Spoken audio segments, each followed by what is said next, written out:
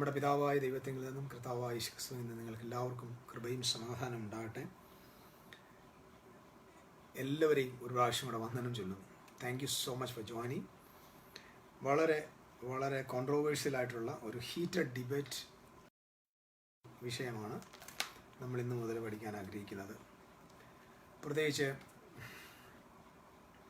Hi എല്ലാവർക്കും വന്ദനം. Thank you. ഞാൻ പറഞ്ഞല്ലോ, ക്രിസ്തീയ ലോകത്തെ തിയോളജിക്കൽ വേർഡിൽ ഒരു വലിയ ഹീറ്റഡ് ആർഗ്യുമെന്റ് ഒരു സബ്ജക്റ്റാണ് നമ്മൾ ദൈവവചനത്തിൻ്റെ വെളിച്ചത്തിൽ പഠിക്കാൻ പോകുന്നത്. നമ്മൾ ഒരു കാര്യത്തെ ഡിനേ ചെയ്യാനോ ഗുഡ് ഈവനിങ് ഡിനേ ചെയ്യാനോ ഇല്ല എന്ന് സ്ഥാപിക്കാനോ ഉണ്ടെന്ന് സ്ഥാപിക്കാനോ എന്നല്ല. വിശുദ്ധ ബൈബിളിൽ എന്താണ് ഇതിനെക്കുറിച്ച് പറയുന്നതെന്ന് മാത്രമാണ്. ക്രിസ്തീയ ലോകത്തെ ഏറ്റവും സ്ട്രോങ് ആയിട്ട് വിശ്വസിക്കുന്ന ഒരു കാര്യമാണ് നരകം എന്ന വിഷയം. ഇന്ന് കേരളത്തിൽ പ്രത്യേകിച്ച്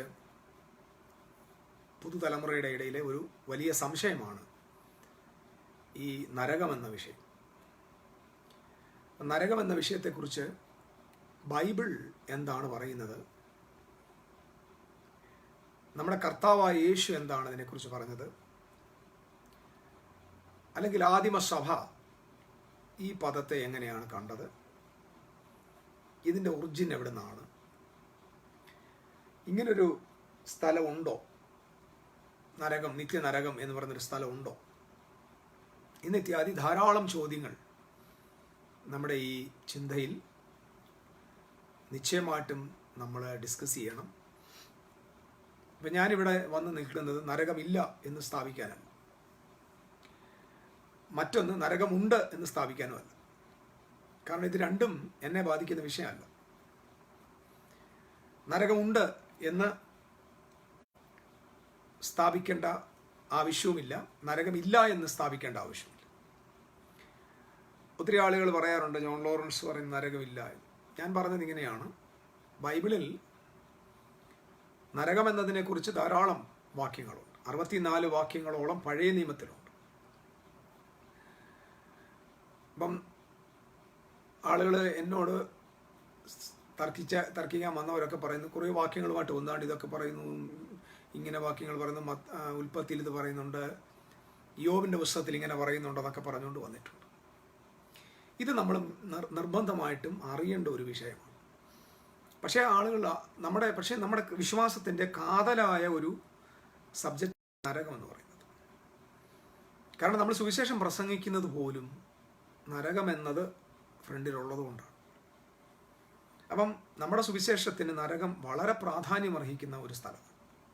നമ്മൾ ഇന്ന് പ്രസംഗിച്ചുകൊണ്ടിരിക്കുന്ന സുവിശേഷത്തിന്, നമ്മളെന്ന് പറഞ്ഞാൽ ഞാനല്ല, പൊതുവായിട്ട് ഇവിടെ മെജോറിറ്റി ഓഫ് ആളുകൾ പ്രസംഗിച്ചുകൊണ്ടിരിക്കുന്ന സുവിശേഷത്തിന് നരകം ഒരു അവിഭാജ്യ ഘടകമാണ്, ഒഴിച്ചുകൂടാനാകാത്തൊരു സ്ഥലമാണ്. കാരണം ആ ഗോസ്പലിൻ്റെ ഡെസ്റ്റിനി, സാൽവേഷൻ എന്ന് പറയുന്നത് ടേൺ ഓർ ബേൺ എന്നാണ്. ഒന്നുകിൽ മാനസാന്തരപ്പെടുക, അല്ലെങ്കിൽ കത്തുക. ഇതാണ് രക്ഷയുടെ സുവിശേഷത്തിൻ്റെ അൾട്ടിമേറ്റ് ഡെസ്റ്റിനി. അപ്പോൾ നിലവിലുള്ള സുവിശേഷങ്ങൾ പ്രസംഗിക്കുന്ന ഏതൊരു കർത്തദാസനും നിർബന്ധം കിടക്കുന്നത് നരകം ഉണ്ടെന്ന്. അപ്പം നരകം ഇല്ല എന്ന് ആരെങ്കിലും പറഞ്ഞാൽ അത് സമ്മതിക്കത്തില്ല. നരകമില്ലെന്ന് പറയാനും പറ്റത്തില്ല. കാരണം ബൈബിളിൽ നരകം എന്നതിനെക്കുറിച്ച് ഒരുപാട് വാക്യങ്ങളുണ്ട്. അപ്പം നമ്മൾ പഠിക്കേണ്ട ഈ സാത്താൻ എന്ന വിഷയത്തെ പോലെ തന്നെ പഠിക്കേണ്ട ഒരാളാണ് നരകം. സാത്താൻ എന്ന വിഷയം പഠിക്കാൻ നമ്മൾ പഠിക്കണം നന്നായിട്ട്. അതുപോലെ തന്നെ പ്രാധാന്യമുള്ള ഒരു വിഷയമാണ് നരകം. അപ്പം എന്താണ് ഹെല്ല്? ഇവിടെ ആളുകൾ ഹെല്ലുണ്ടെന്ന് സ്ഥാപിക്കാൻ ഒരുപാട് പേര് നടക്കുന്നുണ്ട്. ഇല്ലെന്ന് സ്ഥാപിക്കാനും ഒത്തിരി ആളുകൾ ശ്രമിക്കുന്നുണ്ട്. ഞാനിത് രണ്ടും ശ്രമിക്കുന്നില്ല. ഉണ്ടെന്നും തെളിയിക്കാൻ പോകുന്നില്ല, ഇല്ലെന്നും തെളിയിക്കാൻ പോകുന്നില്ല. നമ്മുടെ ബൈബിൾ, നമ്മൾ കർത്താവിൻ്റെ വചനത്തിൽ, തിരുവെഴുത്തിൽ ഈ വിഷയത്തെക്കുറിച്ച് എന്താണ് പറയുന്നത് എന്ന് നമ്മൾ ഇത് എത്ര പ്രാവശ്യം, എത്ര നാൾ, എത്ര ക്ലാസ് എടുക്കുമെന്ന് എനിക്കറിയത്തില്ല. എനിവേ, ഒരു നല്ല ഫൗണ്ടേഷൻ ഇതിനകത്ത് ഇടാമെന്ന് വിചാരിക്കുന്നത്. കാരണം ദൈവരാജ്യം എന്ന വിഷയം പ്രസംഗിക്കുന്നത് കൊണ്ട്, സുവിശേഷം, ദൈവരാജ്യത്തിൻ്റെ സുവിശേഷം പ്രസംഗിക്കുന്ന ഒരാൾക്ക് അഭിമുഖീകരിക്കേണ്ട ഒരു പ്രധാന വിഷയമാണ് നരകം എന്ന വിഷയം. അപ്പം നരകം എന്ന് പറയുന്ന വിഷയം ഒരു വലിയ ബാധ പോലെ ഫ്രണ്ടിൽ കാണും. അപ്പം അതുപോലെ തന്നെ തൃത്വത്തിൻ്റെ, ട്രിനിറ്റിയുടെ റെവലേഷൻ, പിതാവ്, പുത്രൻ, പരിശുദ്ധ റൂഹായുടെ ഈ ട്രിനിറ്റേറിയൻ റെവലേഷൻ, അതായത് ഇയർലി ഈസ്റ്റേൺ വ്യൂ, അതായത് ഇയർലി ഏൻഷ്യൻ്റ് വ്യൂ, അതായത് ആദിമ സഭയിലെ എബ്രായിക് വ്യൂ, അതാണ് നല്ലത് തോന്നുന്നു. ഈ ഈസ്റ്റേൺ ഓർത്തഡോക്സ് എന്ന് പറയുന്നതിനേക്കാളും നല്ലത് എബ്രായിക് വ്യൂ എന്ന് പറയുന്നത് നല്ലതെന്ന് തോന്നുന്നു. കാരണം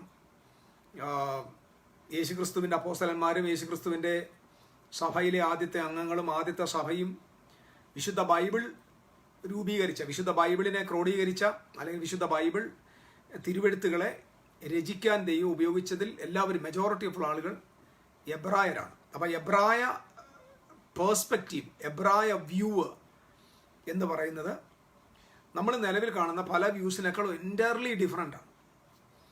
അതുകൊണ്ടാണ് ഇവിടെ കോൺട്രോവേഴ്സ്യലായിട്ട് നമുക്കിത് പലതും തോന്നുന്നത്. അപ്പം ഞാൻ ആരംഭമായിട്ടിത് തുടങ്ങുന്നതിന് മുമ്പ് ഒന്ന് രണ്ട് പ്രധാന വ്യൂസ് നിങ്ങളുടെ മുമ്പിൽ പറയാൻ പോവുക. ഒന്ന് ഞാൻ പറയാൻ ആഗ്രഹിക്കുന്നത്, ഞാൻ മുമ്പേ പറഞ്ഞിട്ടുണ്ട്, ഒന്ന് ഈസ്റ്റേൺ വ്യൂവും വെസ്റ്റേൺ വ്യൂവും, അല്ലെങ്കിൽ ഈസ്റ്റേൺ ഗോസ്പൽ വ്യൂവും വെസ്റ്റേൺ ഗോസ്പൽ വ്യൂവും എന്ന് പറയുന്ന രണ്ട് വ്യൂസുണ്ട്. അത് വളരെ പ്രോമിനൻ്റ് ആണ്, നമ്മളാരും ശ്രദ്ധിക്കാതെ പോകുന്ന വളരെ പ്രോമിനൻ്റ് ആയിട്ടുള്ള രണ്ട് വ്യൂസ്. ഇതിലേറ്റവും മെജോറിറ്റി ആയിട്ട് നിൽക്കുന്നത് വെസ്റ്റേൺ വ്യൂ ആണ്, അല്ലെങ്കിൽ വെസ്റ്റേൺ ഗോസ്പൽ വീക്ഷണമാണ് മെജോറിറ്റി ആയിട്ടുള്ളത്. അതിൽ നമ്മൾ പറഞ്ഞ കത്തോലിക്ക സഭ വെസ്റ്റേൺ വ്യൂവിലാണ് നിൽക്കുന്നത്. അതിൽ നിന്ന് പുറത്തു വന്ന പ്രൊട്ടസ്റ്റൻ്റ് സഭകൾ, കാത്തലിക്കിൽ നിന്ന് പുറത്തു വന്ന പ്രൊട്ടസ്റ്റൻ്റ് സഭകൾ നിൽക്കുന്നത് ഈ വെസ്റ്റേൺ വ്യൂവിലാണ്. അതിനോട് ബന്ധപ്പെട്ട് വന്ന് നിൽക്കുന്ന എല്ലാ, ഈവൻ പെന്തക്കോസ്റ്റൽ, ഇവാഞ്ചലിക്കൽ മൂവ് എല്ലാം, ഇവാഞ്ചലിക്കൽ ഗ്രൂപ്പ് എല്ലാം തന്നെ ഈസ്റ്റേൺ വ്യൂവിൽ നിന്ന് പ്രൊട്ടസ്റ്റ് ചെയ്ത് വന്നവരാണ്. ഇത് നിങ്ങൾ നെഗ്ലക്റ്റ് ചെയ്യാൻ പാടില്ല. കാരണം ഇതിൻ്റെ ബേസിക് എന്ന് പറയുന്നത്, തിയോളജിക്കൽ ബേസ്, അതിൻ്റെ ഫൗണ്ടേഷൻ, അതിൻ്റെ ആ നേർരേഖ, അല്ലെങ്കിൽ അതിൻ്റെ ഏറ്റവും ബേസ്മെൻ്റ് എന്ന് പറയുന്നത് വെസ്റ്റേൺ വ്യൂവിലാണ്. അത് കത്തോലിക്ക ചർച്ച് പഠിപ്പിച്ചാലും പെന്തക്കോസ്റ്റ് സഭ പഠിപ്പിച്ചാലും എല്ലാം രണ്ടിൻ്റെയും വ്യൂ ഒന്നാണ്, രണ്ടിൻ്റെയും ബേസ് ഒന്ന്. അതായത് പെന്തക്കോസ്റ്റൽസ് എന്ന് പറയുന്നത്, അല്ലെങ്കിൽ പ്രൊട്ടസ്റ്റൻ്റ് എന്ന് പറയുന്നത് കത്തോലിക്ക സഭയിൽ നിന്ന് പ്രൊട്ടസ്റ്റ് ചെയ്ത് വന്നതാണ്. കത്തോലിക്ക സഭയിലെ ദുരാചാരമെന്നും അതും ഇതെന്നൊക്കെ പറഞ്ഞ് പ്രൊട്ടസ്റ്റ് ചെയ്ത് വെളി വരുമ്പോഴും അവരുപയോഗിച്ചിരുന്ന തിയോളജി, അവരുടെ വേദശാസ്ത്രം എന്ന് പറയുന്നത് നിശ്ചയമായിട്ടും കത്തോലിക്ക സഭയുടെ തന്നെ, അല്ലെങ്കിൽ 5ാമത്തെ നൂറ്റാണ്ട് മുതൽ, നമ്മുടെ സെൻറ്റ് അഗസ്റ്റിൻ്റെ കാലം മുതൽ രൂപപ്പെട്ടു വന്ന അതിബൃഹത്ത് എന്നൊക്കെ പറഞ്ഞു കഴിഞ്ഞാൽ ഇനി അതിന് എക്സ്പ്ലനേഷൻ ചെയ്യാനില്ല. അത് ക്രിട്ടിസൈസ്ഡ് ആയിട്ടുണ്ട്, റിസർച്ച്ഡ് ആണ്, അത് എലാബറേറ്റഡ് ആണ്, ഫൗണ്ടഡ് ആണ്, എസ്റ്റാബ്ലിഷ്ഡ് ആണ് എന്ന് പറഞ്ഞാൽ അതിൻ്റെ ഏറ്റവും കോർണർ വരെ പോയി വളരെ കൃത്യമായിട്ട് സയൻറ്റിഫിക്കലി അനലൈസ് ചെയ്ത ഒരു പവർഫുൾ തിയോളജിയാണ് വെസ്റ്റേൺ തിയോളജി എന്ന് പറയുന്നത്. അപ്പോൾ ആ വെസ്റ്റേൺ തിയോളജിയുടെ ഫൗണ്ടേഷനിലാണ് ഈവൻ കാതോലിക്ക സഭയാണെങ്കിലും പ്രൊട്ടസ്റ്റന്റ് സഭകളാണ് നിൽക്കുന്നത്. ഞാൻ ഈ പറഞ്ഞത് നിങ്ങൾ ശ്രദ്ധയോടെ കേൾക്കണം. അപ്പോൾ പ്രൊട്ടസ്റ്റന്റ് സഭകൾക്കകത്തും ഞങ്ങൾ കത്തോലിക്കർക്ക് എതിരെന്ന് പറയുമ്പോഴും അവരുടെ വ്യൂ എന്ന് പറയുന്നത്, അവരുടെ മെയിനായിട്ടുള്ള തിയോളജി എന്ന് പറയുന്നത് കാതലിക് തിയോളജി തന്നെയാണ്. അല്ലെങ്കിൽ സെൻറ്റ് അഗസ്റ്റിനിലൂടെയും തോമസ് അക്വിനാസിലൂടെയും അതിനുശേഷം മത്സരിയാണെങ്കിലും എതിരായിട്ട് നിന്ന മാർട്ടിൻ ലൂതറിൻ്റെ കാലത്തായാലും, മാർട്ടിൻ ലൂതർ ആണെങ്കിലും കാൽവിനാണെങ്കിലും, അത് 10-11 നൂറ്റാണ്ടൊക്കെ ആയപ്പോൾ വന്ന സെൻറ്റ് ആൻസലാമാണ്, ഒരുപാട് സഭ ആളുകൾ എല്ലാവരും തന്നെ, ഈ ചർച്ച് ഫാദേഴ്സും ഈ തിയോളജിയൻസ് എല്ലാം തന്നെ കൃത്യമായിട്ട് അവർ പോയിക്കൊണ്ടിരുന്നത് വെസ്റ്റേൺ വ്യൂവിലാണ്. അപ്പം വെസ്റ്റേൺ വ്യൂവും ഈസ്റ്റേൺ വ്യൂവും തമ്മിലുള്ള ഒരു കലഹമാണ് പലയിടങ്ങളിലും നടക്കുന്നത്. വേറൊരു കലഹം കൂടെ നടക്കുന്നുണ്ട്. വെസ്റ്റേൺ വ്യൂവും ഈസ്റ്റേൺ വ്യൂവും കൂടെ ഒരുമിച്ച് സമ്മിശ്രമായി നിർത്തിക്കൊണ്ട് ഒരു കോംപ്ലിക്കേഷൻസും ഇതിനിടയ്ക്ക് പോകുന്നുണ്ട് എന്നത് യാഥാർത്ഥ്യമാണ്. ഞാനിതെല്ലാം വീക്ഷിക്കാറുണ്ട്, വളരെ ശ്രദ്ധയോടെ വീക്ഷിക്കാറുണ്ട്. വ്യക്തിപരമായിട്ട് എനിക്ക് ഒരു മനുഷ്യരോടും യാതൊരു പകയോ വിദ്വേഷമില്ല. ഞാൻ വിദ്വേഷിച്ചിരുന്നൊരു കാലം ഉണ്ടായിരുന്നു. കാരണം എനിക്കെതിരെ സംസാരിച്ചപ്പോഴും, എനിക്ക് വിരോധമായിട്ട് ആക്ഷേപം പറഞ്ഞപ്പോഴും ഒക്കെ ശ്രമിച്ചപ്പോഴൊക്കെയുള്ള ഞാൻ ഉൾപ്പെട്ട് നിന്ന സമൂഹത്തോട് എനിക്ക് വലിയ രോക്ഷം ഉണ്ടായിരുന്നു. ഞാനത് കർശനമായ നിലയിൽ പ്രകടിപ്പിക്കുകയും ചെയ്തിട്ടുണ്ട്. പക്ഷേ എനിക്കിന്ന് അവരോട് യാതൊരു രോഷവും ഇല്ല. ഇവൻ പെന്തക്കോസ്ത് സമൂഹത്തോടൊക്കെ എനിക്ക് ഒരു രോഷവും ഒരു അല്പം പോലും പകയോ വിദ്വേഷമോ അവരോടില്ല. കൃത്യമായിട്ട് ഞാൻ കർത്താവിൻ്റെ നാമത്തിൽ അവരെ സ്നേഹിക്കുന്നുണ്ട്. അവർ ചെയ്ത നല്ല കാര്യങ്ങൾ ഞാൻ ഓർക്കുന്നുണ്ട്. I am remembering them. I ിട്ടോ വിദ്വേഷം വെച്ചിട്ടോ അല്ല നമ്മൾ ഈ സംസാരിക്കുന്നത്. നമ്മൾ പൊതുവായിട്ട് തിരുവെഴുത്തുകളെ നമ്മളെടുത്ത് സ്വതന്ത്രമായി ചിന്തിക്കുക. ഒരു ലിബറൽ എന്ന് പറഞ്ഞാൽ അങ്ങനെ ലിബറൽ അല്ല, just what the Bible says about നമുക്ക് ചിന്തിക്കാനുള്ള അവകാശമുണ്ടല്ലോ. അപ്പം ഞാൻ ആ നിലയിലാണ് ചിന്തിക്കുന്നത്. അപ്പം ഒരു ഭാഗത്ത് ഒരുപാട് കാത്തലിക് സഹോദരന്മാർ എനിക്ക് വളരെ പ്രിയപ്പെട്ടവരുണ്ട്. അതിനേക്കാളും ഏറ്റവും കൂടുതൽ എനിക്ക് ഇഷ്ടമുള്ള ഓർത്തഡോക്സ് വ്യൂസ് എനിക്ക് ഒത്തിരി, ക്രിസ്ത്യൻ ഓർത്തഡോക്സ് വ്യൂ എനിക്ക് വളരെ ഇഷ്ടമുള്ളതാണ്. കാരണം ഇതൊക്കെ ഞാൻ ലേറ്റായിട്ട് പഠിച്ച കാര്യങ്ങളാണ്. ഇത് പഠിക്കാനുള്ള കാരണം ചില ആളുകൾ നൽകിയ ചെറിയ ഗ്ലിംസാണ്. അതിൽ നിന്ന് നമ്മൾ ഒത്തിരി ആഴത്തിലേക്ക് പോകുമ്പോഴാണ് ഇതിൻ്റെ മനോഹാരിത കാണാനായിട്ട് പറ്റി. ഒരുപാട് കുഴപ്പങ്ങളൊക്കെ ഉണ്ട്, ഒരുപാട് പ്രശ്നങ്ങളുണ്ട്, ഒരുപാട് തർക്കങ്ങളുണ്ട്, ഒരുപാട് വാഗ്വാദങ്ങളുണ്ട്, അല്ലെങ്കിൽ ഒരുപാട് അൺഎക്സ്പ്ലെയിൻഡ് ആയിട്ടുള്ള കാര്യങ്ങളൊക്കെ ഉണ്ട്. എങ്കിലും ഇതിൻ്റെ മനോഹാരിതയൊന്നും നമുക്ക് തള്ളിക്കളയാനായിട്ട് പറ്റത്തില്ല. കഴിഞ്ഞ 2000 വർഷമായി നിലനിൽക്കുന്ന കർത്താവായ യേശു ക്രിസ്തുവിൻ്റെ സഭയിലെ മനോഹാരിത, അതിൻ്റെ ആ അടിത്തറയൊന്നും നമുക്ക് ചോദ്യം ചെയ്യാൻ അധികാരമില്ല. പ്രത്യേകിച്ച് നമ്മൾ ദൈവസ്നേഹത്തിൽ ക്രിസ്തുവിൻ്റെ സഭ പോകുമ്പോൾ നമുക്കതിനകത്ത് നല്ലതിനെ ഉൾക്കൊള്ളേണ്ടത് ആവശ്യമാണ്. അപ്പം ഓക്കെ, അപ്പോൾ 2 പ്രധാന വ്യൂസ്, ഒന്ന് വെസ്റ്റേൺ വ്യൂവും 2 ഈസ്റ്റേൺ വ്യൂ. ഈസ്റ്റേൺ വ്യൂ എന്ന് പറയുന്നത്, ഈ വെസ്റ്റേൺ വ്യൂ എന്ന് പറയുന്നത് ഗ്രീക്ക് ഐഡിയോളജി, ഹെലനിസ്റ്റിക് ഐഡിയോളജിയിൽ ഉണ്ടായി വന്ന ഒരു തിയോളജിക്കലാണ്, ഒരു സമമാണത്. അതായത് ഈ ഗ്രീക്ക് മെത്തഡോളജി, അല്ലെങ്കിൽ നമുക്കറിയാം ഏറ്റവും കൂടുതൽ ലോകത്തെ സ്വാധീനിച്ച ഒരു സാമ്രാജ്യമാണ് അലക്സാണ്ടറിൻ്റെ സാമ്രാജ്യം. അതാണ് ഹെലനിസ്റ്റിക്, അതായത് ഈ ഗ്രീക്ക് സാമ്രാജ്യം. ഗ്രീക്ക് സാമ്രാജ്യത്തിലായിരുന്നു ഏറ്റവും കൂടുതൽ ഫിലോസഫീസ് ഉണ്ടായി വന്നത്. നമ്മൾ കാണുന്ന അരിസ്റ്റോട്ടിൽ ആണെങ്കിലും സോക്രട്ടീസ് ആണെങ്കിലും പ്ലേറ്റോ ആണെങ്കിലും നിയോ പ്ലേറ്റോണിസമാണ്, എന്തൊക്കെയാണെന്ന് അറിയത്തില്ല, ഒരുപാട് കാര്യങ്ങൾ. ഇതെല്ലാം ഉണ്ടായി വന്നത് ഗ്രീക്ക് ഹെലനിസ്റ്റിക് ഐഡിയോളജിയുടെ കീഴിലാണ്. അവർ വലിയ തോട്ട് പീപ്പിൾ, അവർ ഭയങ്കര തിങ്കേഴ്സ് ആയിരുന്നു. ഭയങ്കരമായിട്ട് ചിന്തിക്കുന്ന ആളുകളായിരുന്നു. ധാരാളം ചിന്തകന്മാർ, ധാരാളം തത്വജ്ഞാനങ്ങൾ ഒക്കെ പുറത്തു വന്നത് ഗ്രീക്ക് കാലഘട്ടത്തിലാണ്. ആ ഗ്രീക്ക് കാലഘട്ടത്തിൽ എഴുന്നേറ്റ് വന്ന ഏറ്റവും പ്രധാനപ്പെട്ട ഒരു തത്വസംഹിത എന്ന് പറയുന്നത് തന്നെ, തത്വശാസ്ത്രം എന്ന് പറയുന്നത് തന്നെ ഗ്നോസ്റ്റിസിസമാണ്, അതായത് ജ്ഞാനവാദം. നമ്മുടെ ബൈബിളിലെ ഏറ്റവും കൂടുതൽ ക്രിസ്തീയ ശുശ്രൂഷയെ ഏറ്റവും കൂടുതൽ എതിർത്തത്, അല്ലെങ്കിൽ ക്രൈസ്തവ വിശ്വാസത്തെയും ക്രൈസ്തവ സുവിശേഷത്തെയും ദൈവവചനത്തെ, അല്ലെങ്കിൽ ആദിമസഭയുടെ പുതുനിയമത്തിൻ്റെ, അല്ലെങ്കിൽ ദൈവരാജ്യ സംബന്ധമായ കർത്താവായ യേശു ക്രിസ്തുവിൻ്റെ പുതുനിയമത്തെ ഏറ്റവും കൂടുതൽ സ്വാധീനിക്കാൻ എന്ന് പറയാൻ പാടില്ല, ഏറ്റവും കൂടുതൽ ഒപ്പോസ് ചെയ്ത് വന്നത്, ഏറ്റവും എതിരായിട്ട് വന്ന ഒരു ഹെറിറ്റിക് ഗ്രൂപ്പായിരുന്നു ഈ ഗ്നോസ്റ്റിസം എന്ന് പറയുന്നത്. യോഹന്നാൻ തൻ്റെ സുവിശേഷം എഴുതിയതും യോഹന്നാൻ തൻ്റെ ലേഖനങ്ങൾ എഴുതിയതെല്ലാം തന്നെ ഈ ഒരു ഒറ്റക്കരാതി, ഇതായിരുന്നു അന്നത്തെ ഏറ്റവും ആദിമസഭ കണ്ട ഏറ്റവും വലിയ ഒരു ദുരുപദേശം എന്ന് പറയുന്നത് തന്നെ ഈ ഗ്നോസ്റ്റിസിസമായിരുന്നു. ഈ ഗ്നോസ്റ്റിസിസത്തെ എതിർക്കാൻ വേണ്ടിയാണ് യോഹന്നാൻ ലേഖനങ്ങൾ എഴുതിയത് തന്നെ, സുവിശേഷം എഴുതിയത് അത് തന്നെ. അപ്പോൾ യോഹന്നാൻ്റെ സുവിശേഷം ഒക്കെ സകല സുവിശേഷങ്ങൾ എഴുതിയ ഏറ്റവും ഒടുവിൽ എഴുതിയ പുസ്തകമാണ്. എന്തിനേറെ പറയണം, നമ്മുടെ വെളിപ്പാട് പുസ്തകം എഴുതിയതിന് ശേഷം എല്ലാവരും പറഞ്ഞു വെളിപ്പാട് പുസ്തകം അവസാനം എഴുതിയ പുസ്തകം. വെളിപ്പാട് പുസ്തകം അവസാനം എഴുതിയ പുസ്തകമല്ല. വെളിപ്പാട് പുസ്തകം എഴുതിയതിന് മുമ്പ്, അല്ല, വെളിപ്പാട് പുസ്തകം എഴുതിയതിന് ശേഷം എഴുതിയ പുസ്തകമാണ് യോഹന്നാൻ്റെ സുവിശേഷം. കാരണം വെളിപ്പാട് പുസ്തകത്തിൽ 19-ാം അധ്യായത്തിൽ ഒരു പദപ്രയോഗമുണ്ട്. അതിങ്ങനെയാണ്, ആർക്കും ഇതുവരെ അറിയാത്ത ഒരു നാമം അവൻ്റെ നെറ്റിയിലുണ്ടായിരുന്നു, ആ നാമം ദൈവവചനം എന്നായിരുന്നു. അപ്പോൾ ആർക്കും അറിയാത്തൊരു നാമം അന്ന് യോഹന്നാൻ വെളിപ്പെട്ട് കിട്ടുക, യേശുക്രിസ്തുവിൻ്റെ നാമം ദൈവവചനമാണ്.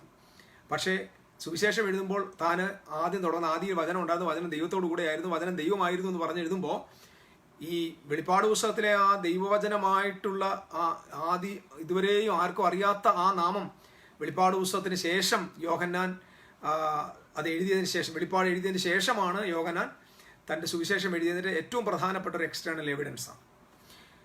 സോ അതിനേക്കാളും ഹിസ്റ്റോറിക്കൽ എവിഡൻസും ബാക്കിയുണ്ട്, അത് നമുക്ക് വിടാം. അപ്പോൾ ഇത് 2 വ്യൂസാണ്, ഇത് മനസ്സിലാക്കണം. ഒന്ന് ഗ്രീക്ക് വ്യൂ, ഒന്ന് എബ്രായിക്ക് വ്യൂ. ഗ്രീക്ക് വ്യൂസ് എപ്പോഴും, ഇത് ഞാൻ വീണ്ടും പറയുന്നത്, നമ്മൾ വലിയ കോൺട്രോവേഴ്സീസ്, ഇവിടെ ആളുകൾ ശ്രദ്ധിക്കുന്നവർക്ക് വേണ്ടി ഞാൻ സംസാരിക്കുന്നത്, എല്ലാവർക്കും വേണ്ടി ഇത് പ്രയോജനപ്പെടുമെന്ന് എനിക്കറിയത്തില്ല. നമ്മുടെ സുവിശേഷം എന്തുകൊണ്ട് എഫക്റ്റീവ് അല്ല? പൗലോസ് പറഞ്ഞു, gospel is the power of God unto salvation. Power of God unto salvation. പൗലോസിൻ്റെ സുവിശേഷം ഏറ്റവും ശക്തിയുള്ളതായിരുന്നു. ശക്തിയുള്ളതെന്നൊക്കെ പറഞ്ഞു കഴിഞ്ഞാൽ ആദ്യത്തെ ഒരു 10, 30, 40 വർഷം കൊണ്ട് ലോകത്തെ മുഴുവൻ സുവിശേഷീകരിച്ചു. അത്ര പവർഫുൾ ആയിരുന്നു ഗോസ്പൽ, ദൈവരാജ്യത്തിൻ്റെ സുവിശേഷം. ആ ഗോസ്പൽ ഇന്ന് നമ്മൾ എത്ര പ്രസംഗിച്ചിട്ട് കേൾക്കുന്നില്ല, എഫക്റ്റീവ് അല്ല. എന്തുകൊണ്ട് ഇന്ന് സുവിശേഷം എഫക്റ്റീവ് അല്ല? ഇത് നമ്മൾ ആലോചിക്കണം. ഇപ്പം നമ്മളൊരു മരുന്ന് കമ്പനിക്കാർ മരുന്ന് കൊടുക്കുമ്പോൾ ആ മരുന്ന് കൊണ്ട് രോഗിക്ക് സൗഖ്യമാകുന്നില്ലെങ്കിൽ ആ മരുന്ന് കമ്പനി തന്നെ ഒന്ന് ചിന്തിക്കും, ഇത് ശരിയാണോ? അപ്പം നമ്മൾ പ്രസംഗിക്കുന്ന സുവിശേഷത്തിന് എഫക്റ്റ് ഇല്ല. അത് സൊസൈറ്റിയെ രൂപപ്പെടുത്തുന്നില്ല. കുറേ പാവങ്ങൾ, നമ്മൾ രോഗത്തിലോ കടഭാരത്തിലോ കുടിയിലോ മദ്യപാനത്തിലോ ഒക്കെ കിടക്കുന്ന കുറച്ച് പാവങ്ങൾ അവരുടെ ജീവിതത്തിന് സന്തോഷം കിട്ടാൻ വേണ്ടി നമ്മുടെ പള്ളിയിൽ വരുന്നതല്ലാതെ, ഇത് പിണങ്ങരുത് കേട്ടോ, ഞാൻ ഈ പറയുന്നത് നിങ്ങൾ തെറ്റിദ്ധരിക്കരുത്, കുറച്ച് പാവങ്ങളെ നമുക്ക് അട്രാക്ട് ചെയ്യാൻ പറ്റുന്നുണ്ട്. ഒരു ഇൻ്റലക്ച്വൽ സൊസൈറ്റിയെ, ഒരു ബിസിനസ് സൊസൈറ്റിയെ, ഒരു ടോപ്പ് മോസ്റ്റ് സൊസൈറ്റിയെ തൊടാനുള്ള കപ്പാസിറ്റി നമ്മുടെ ഗോസ്പലിനില്ല. അവിടുന്ന് ഇവിടുന്നൊക്കെ 1-2 പേരിങ്ങനെ ഒന്ന് അവിടുന്ന് ഇവിടെയൊക്കെ തല കാണിച്ച് വരുന്നതല്ലാതെ ഒരു വലിയ സൊസൈറ്റിയെ ഇൻഫ്ലുവൻസ് ചെയ്യാനുള്ള ഈ എഫക്റ്റീവ്നെസ് നമ്മുടെ സുവിശേഷങ്ങൾക്കില്ല. നമ്മുടെ സുവിശേഷം ബലഹീന സുവിശേഷമാണ് നമ്മൾ പ്രസംഗിക്കുന്നത്. ഇത് ഞാൻ എൻ്റെ അനുഭവത്തിൽ നിന്ന് തന്നെ പറയാം. നമ്മൾ കൃത്യമായിട്ട് യേശുവിനെ തന്നെ നമ്മൾ വരച്ച് കാണിക്കുന്നത്, യേശുവിനെ തന്നെ നമ്മൾ പ്രസംഗിക്കുന്നത്, പക്ഷേ എഫക്റ്റീവ് അല്ല. പൗലോസ് പറഞ്ഞു gospel is the power of God. അപ്പം നമ്മുടെ സുവിശേഷം പ്രസംഗിക്കുമ്പോൾ വെളിപ്പെടുന്ന അത്രയും പവറേ ഉള്ളൂ. ദൈവത്തിൻ്റെ പവറാന്ന് പറഞ്ഞു, ദൈവത്തിൻ്റെ ശക്തിയാണ് സുവിശേഷം എന്ന് പറയുന്നത്. അപ്പം നമ്മൾ പ്രസംഗിക്കുമ്പോൾ വെളിപ്പെടുന്ന അത്രയും ശക്തിയുള്ളൂ ദൈവത്തിന്. അപ്പം ദൈവത്തിന് തന്നെ 1000 പേര് വന്നാൽ 2 പേരെ തൊടാനുള്ള പവറേ ഉള്ളൂ ആ ഗോസ്പൽ. ഞാനീ പറഞ്ഞത് ചെവിയുള്ളവർ കേൾക്കുക. ഇതിപ്പോൾ ലോകം മുഴുവൻ അംഗീകരിക്കണം എന്ന് പറഞ്ഞല്ല ഞാൻ ഈ സംസാരിക്കുന്നത്. എൻ്റെ മെസ്സേജ്, കാരണം ദൈവം എന്നെ ഏൽപ്പിച്ച വിഷയത്തിനകത്ത് I am very much confident. ഞാൻ സംസാരിക്കുന്ന വിഷയത്തിനകത്ത് 100% ഞാൻ ഉത്തരവാദിയാണ്. അതുകൊണ്ട് ശ്രദ്ധിക്കുക. ഇവിടെ നമ്മുടെ ഗോസ്പൽ പവർലെസ് ആയതിൻ്റെ കാരണം നമ്മുടെ ഗോസ്പൽ മിക്സ്ഡ് വിത്ത് ഗ്രീക്ക് മെത്തഡോളജി അല്ലെങ്കിൽ ഗ്രീക്ക് ഐഡിയോളജിയുമായി നമ്മുടെ സുവിശേഷം കൃത്യമായിട്ട് മിക്സായി. നമ്മൾ അറിയുന്നില്ല, നമ്മൾ അറിയാതെയാണ് ഈ പോയിസൺ കുടിക്കുകയും മറ്റുള്ളവർക്ക് നമ്മൾ പകരം ചെയ്യുകയും ചെയ്യുന്നത്. നമുക്ക് മനസ്സിലായിട്ടുണ്ടോ? നമ്മുടെ സുവിശേഷം, നിങ്ങളിത് ഒന്ന് ശ്രദ്ധിക്കണം. ഗോസ്പൽ പ്രസംഗിക്കുമ്പോൾ രോഗശാന്തി നടത്താതെ ഒരാളെ അട്രാക്ട് ചെയ്യാൻ പറ്റുന്നില്ല. എന്നാലോചിച്ചു, ഒരു രോഗശാന്തിയിലൂടെയൊക്കെയാണോ ഒരാളൊന്ന് രക്ഷിക്കപ്പെടുന്നു വരുന്നത്. അപ്പോൾ അത്ഭുതങ്ങളും അടയാളങ്ങളും, നമ്മൾ പറഞ്ഞ അത്ഭുത അടയാളങ്ങളിലൂടെയാണ് കുറച്ച് പേരെങ്കിലും ഒക്കെ ഒന്ന് കൺവേർട്ടായി വരുന്നത്. അപ്പോൾ ഒരാളെ കൺവേർഷൻ എന്ന് പറയുന്നത് മതം മാറുന്നതല്ല. ഞാൻ കഴിഞ്ഞ ദിവസങ്ങളിൽ പഠിപ്പിച്ചിട്ടുണ്ട്, നമ്മുടെ ഹാർട്ട് ട്രാൻസ്ഫോം ആകുന്നത്. ഈ ഹാർട്ട് ട്രാൻസ്ഫോം ആക്കാൻ പറ്റിയത് ഗോസ്പൽ നമ്മുടെ പക്കലില്ല. ഇതിപ്പം നിങ്ങൾ ഫേസ്ബുക്കിൽ കിടന്ന അവൻ ശരിയല്ല ഇവൻ ശരിയല്ല എന്നൊക്കെ പറയുന്ന ആളുകൾ ചിന്തിക്കേണ്ടതാണത്. എന്നിട്ട് നമ്മൾ ജയിച്ചതുപോലെ നമ്മൾ തോന്നുക, നമ്മളെല്ലാവരും ജയിച്ചവരാണ്, നമ്മൾ ലോകത്തൊക്കെ വലുതാണ്, ഇന്ത്യയെ നമ്മളെ തൊടാൻ പറ്റി, ഇതൊക്കെ ചുമ്മാ നമ്മുടെ തോന്നലുകളാണ്. നമ്മുടെ ഐഡിയോളജി എഫക്റ്റീവ് അല്ല എന്ന് നമ്മൾ മനസ്സിലാക്കുക. കാരണം നമ്മുടെ കയ്യിൽ പ്യുവർ ഗോസ്പൽ കയ്യിലില്ല എന്നതാണ്. യഥാർത്ഥ സുവിശേഷം നമ്മുടെ കൈവശം ഇല്ല എന്നതാണ്. ഞാൻ പറഞ്ഞല്ലോ, gospel is the power of God ആണ്. അപ്പൊ പത്രോസ് പ്രസംഗിക്കുക, ഒറ്റ പ്രസംഗം. പെന്തിക്കോസ്ത് നാളിൽ അത്ഭുതങ്ങൾ നടന്നില്ല. നീ മനസ്സിലാക്കണം, പെന്തിക്കോസ്ത് നാളിൽ അത്ഭുതങ്ങളൊന്നും നടന്നില്ല. അവർ അന്യഭാഷ പറഞ്ഞ ശരിയാണ്, പക്ഷെ അന്ന് 3000 പേരാണ് രക്ഷിക്കപ്പെട്ടത്. പത്രോസിന്റെ പ്രസംഗത്തിന് മുമ്പിൽ 3000 പേരെ കൺവേർട്ട് ചെയ്യാൻ, ജുഡായിസത്തിൽ നിന്ന് കൺവേർട്ട് ചെയ്യാനുള്ള കപ്പാസിറ്റി ഉണ്ടായിരുന്നു ആ മുക്കുവനായ മനുഷ്യന്റെ 10 മിനിറ്റത്തെ പ്രസംഗത്തിന്. അതുപോലെ തന്നെ നമുക്കറിയാം, പൗലോസിന്റെ പ്രസംഗങ്ങൾ, മറ്റ് അപ്പോസ്തലന്മാരുടെ എല്ലാം പ്രസംഗങ്ങൾ, അവർ ദൈവരാജ്യത്തെ അങ്ങോട്ട് ഡെമോൺസ്ട്രേറ്റ് ചെയ്യായിരുന്നു. അത് ഭയങ്കര പവർ. എന്തിനേറെ, അവരുടെ സൊസൈറ്റിയെ മാത്രമല്ല, അവർ നിന്നിരുന്ന സാമ്രാജ്യാധിപന്മാരെ പോലും സ്പർശിക്കുന്ന നിലയിൽ സുവിശേഷം വളരെ പവർഫുൾ ആയിരുന്നു. ഇന്ന് നമ്മുടെ ഗോസ്പൽ എന്ത് പവറുണ്ട് ആലോചിച്ച് നോക്ക്. ഇതിപ്പം നാട്ടുകാർ കേൾക്കുന്നില്ല, നിങ്ങളിത് കേൾക്കുകയാണ്. ഇതിനകത്ത് ക്രിസ്തുവിനെ വിശ്വസിക്കുന്നത് കേൾക്കുക. എന്ത് പവറുണ്ട്! കുറെ അയ്യോഭാവികളെ, കുറച്ച് പാവങ്ങളെ, വീടില്ലാത്തവരെ, കുടിയില്ലാത്തവരെ, കടബാധിതരെ, മക്കളെ ജോലിയില്ലാത്തവരെ, അല്ലെങ്കിൽ രോഗികളെ, ഒന്നും കൊള്ളാത്ത, ആർക്കും വേണ്ടെന്ന് പറഞ്ഞ ലോകം കളഞ്ഞവരെ നമ്മൾ പോയി തേടി പിടിച്ച് വീട്ടിൽ കൊണ്ടുവന്നു. നമ്മളിങ്ങനെ അവരെ പള്ളിക്കകത്താക്കി. നമ്മുടെ വിചാരം നമ്മുടെ സുവിശേഷം കൊണ്ടല്ല. ഇതിപ്പം നമ്മൾ ചെയ്യുന്നതിന് പകരം നേരെ മാതാമൃതാനന്ദമായി വന്നിട്ട് വാ മക്കളെ എന്ന് പറഞ്ഞ് ഇവരെ വിളിച്ചുകൊണ്ട് പോയി ഇവർക്കൊരു വീടും വെച്ച് കൊടുത്ത് ഇവിടെ കൊച്ചുങ്ങൾക്ക് കല്യാണം നടത്തി കൊടുത്തിരുന്നെങ്കിൽ ഇതിനൊക്കെ കൂടുതൽ ആൾ അവരുടെ കൂടെ പോവുകയാണ്. 10 പേര് നമ്മൾ സാധാരണക്കാരെ പൂവേഴ്സിനെ നമ്മുടെ കയ്യിലോട്ട് കൊണ്ടുവരുമ്പോൾ നമ്മൾ സുവിശേഷം കൊണ്ട് രക്ഷപ്പെട്ടു നമ്മൾ പറയുക. ഞാനിത് വേദന ഉണ്ടോ പ്രസംഗിക്കും, ഞാൻ കുറ്റം ആരുമില്ല. ഞാൻ സുവിശേഷൻ എന്ന നിലയിൽ സുവിശേഷം പ്രസംഗിക്കുന്ന ആളിൻ്റെ ആ ഉത്തരവാദിത്വത്തെ നിർത്തിക്കൊണ്ട് തന്നെയാണ് ഞാൻ സംസാരിക്കുന്നത്. അപ്പം നമ്മളെക്കാളും സ്വാധീനിക്കാൻ പറ്റും. ഇച്ചിരി കാശൊക്കെ ഉണ്ടെങ്കിൽ, ഇച്ചിരി ചാരിറ്റി ഒക്കെ ഉണ്ടെങ്കിൽ ഇതിനേക്കാൾ കൂടുതൽ ആളുകളെ നമുക്ക് നേടാൻ പറ്റും. പക്ഷെ ഗോസ്പൽ ഇത് അങ്ങനെ അല്ലായിരുന്നു. എവിടെ ഇത് തെറ്റിയതെന്ന് നമ്മൾ മനസ്സിലാക്കിയിട്ടില്ല. ഞാൻ പറഞ്ഞല്ലോ, ഇന്ന് നമ്മൾ കാണുന്ന മിക്കവാറും എല്ലാ വിഷയങ്ങളും ഇതിനോടുള്ള ബന്ധത്തിലാണ്. പ്രത്യേകിച്ച് ഞാൻ ഇന്ന് നരകം എന്ന വിഷയത്തെക്കുറിച്ച് പഠിപ്പിക്കാൻ തുടങ്ങുമ്പോൾ ഞാനൊരു ഫൗണ്ടേഷൻ മാത്രം ഇന്ന് ഇടുന്നുള്ളൂ. ഇട്ടിട്ട് നമ്മൾ നാളെ മുതൽ അങ്ങോട്ട് പൊയ്ക്കോളാം. ആഴമായ നിലയിലേക്ക് തന്നെ പഠിക്കും. കാരണം ബൈബിൾ വെച്ച് തന്നെ പഠിക്കും. ഇത് കേട്ടിട്ട് നിങ്ങൾ തിരുവെഴുത്തുകൾ, നിങ്ങളുടെ കയ്യിലിരിക്കുന്ന ബൈബിളിനെ നിങ്ങൾ തന്നെ പഠിക്കുക. പഠിച്ചിട്ട് അത് സത്യമാണോ എന്ന് നിങ്ങൾ തന്നെ തീരുമാനിക്കുക. ഞാൻ നിങ്ങളുടെ മുമ്പിൽ 2 ചോയ്സ് വെക്കുന്നേ ഇല്ല. ഇതിനകത്ത് ചോയ്സ് ഇല്ല. നമ്മൾ പ്ലെയിൻ ആയിട്ട് ഈ കാര്യങ്ങൾ തിരുവെഴുത്തുകളെ പരിശോധിക്കുകയാണ്. സത്യമാണോ എന്ന് പരിശോധിക്കുക. അല്ലവോ നമ്മുടെ ഈ ബൈബിൾ പറഞ്ഞ പോലെ ബെറോവിയൻസിനെ പോലെ നമ്മൾ we are just check with the bible and searching the bible. Okay, അപ്പം ഞാൻ പറഞ്ഞു വന്നത് ഗോസ്പൽ പവർഫുൾ ആണ്. എന്തുകൊണ്ട് ഗോസ്പൽ പവർലെസ് ആയി പോയി? ബിക്കോസ് ഗോസ്പലിൻ്റെ വേര് കിടക്കുന്നത്, സുവിശേഷത്തിൻ്റെ വേര് കിടക്കുന്നത് ഗ്രീക്ക് ഹെലനിസ്റ്റിക് ഫിലോസഫിയിലല്ല, അല്ലെങ്കിൽ ഹെലനിസ്റ്റിക് ഫിലോസഫിയിലല്ല, അല്ലെങ്കിൽ ഗ്രീക്കുകാരുടെ തത്വശാസ്ത്രത്തിലല്ല സുവിശേഷത്തിൻ്റെ വേര് കിടക്കുന്നത്. സുവിശേഷത്തിൻ്റെ വേര് കിടക്കുന്നത് അബ്രഹാമിൻ്റെ പുത്രനായ, ദാവീദിൻ്റെ പുത്രനായ യേശുക്രിസ്തുവിൻ്റെ വംശാവലി എന്ന് പറഞ്ഞു തുടങ്ങുന്ന മത്തായി ആരംഭിക്കുന്നത് അബ്രഹാം മുതൽ. അബ്രഹാം എന്ന് പറഞ്ഞ വാക്കിൻ്റെ അർത്ഥം എബ്രായനാണ്. അതായത് താൻ നദി കടന്നു വന്നവൻ, എബ്രായൻ, നദി കടന്നു വന്നവൻ. ആ എബ്രായ സംസ്കാരമാണ്, എബ്രായ സംസ്കാരത്തിലാണ് സുവിശേഷം നിൽക്കുന്നത്. അല്ലെങ്കിൽ എബ്രായ കോൺസെപ്റ്റിൽ, എബ്രായരുടെ ആ വിളനിലത്തിൽ വളർന്നു വന്ന ഒരു ലോകത്തെ കീഴ്മേൽ മറിച്ച ഒരു വൃക്ഷമാണ് സുവിശേഷം. ഇതിനെ ഇവിടെ നിന്ന് പിഴുതെടുത്ത് നമ്മൾ ഗ്രീക്കുകാരുടെ നടുവിൽ കൊണ്ട് നട്ടാൽ ഈ വൃക്ഷത്തിന് അതിൻ്റെ ബലം കായ്ക്കാൻ പറ്റില്ല. ഇത് ആ എബ്രായിക്ക് റൂട്ടിൽ തന്നെ നിൽക്കണം. എബ്രായിക്ക് റൂട്ട്. ഇത് ഞാൻ വർഷങ്ങൾക്ക് മുമ്പ്, ഏകദേശം 20 വർഷത്തിന് മുമ്പ്, ഒരു 18 വർഷത്തിന് മുമ്പ് എൻ്റെ മനസ്സിൽ ദൈവമായിട്ട് തന്നെ എനിക്ക് തോന്നിപ്പിച്ചൊരു ചിന്തയാണിത്.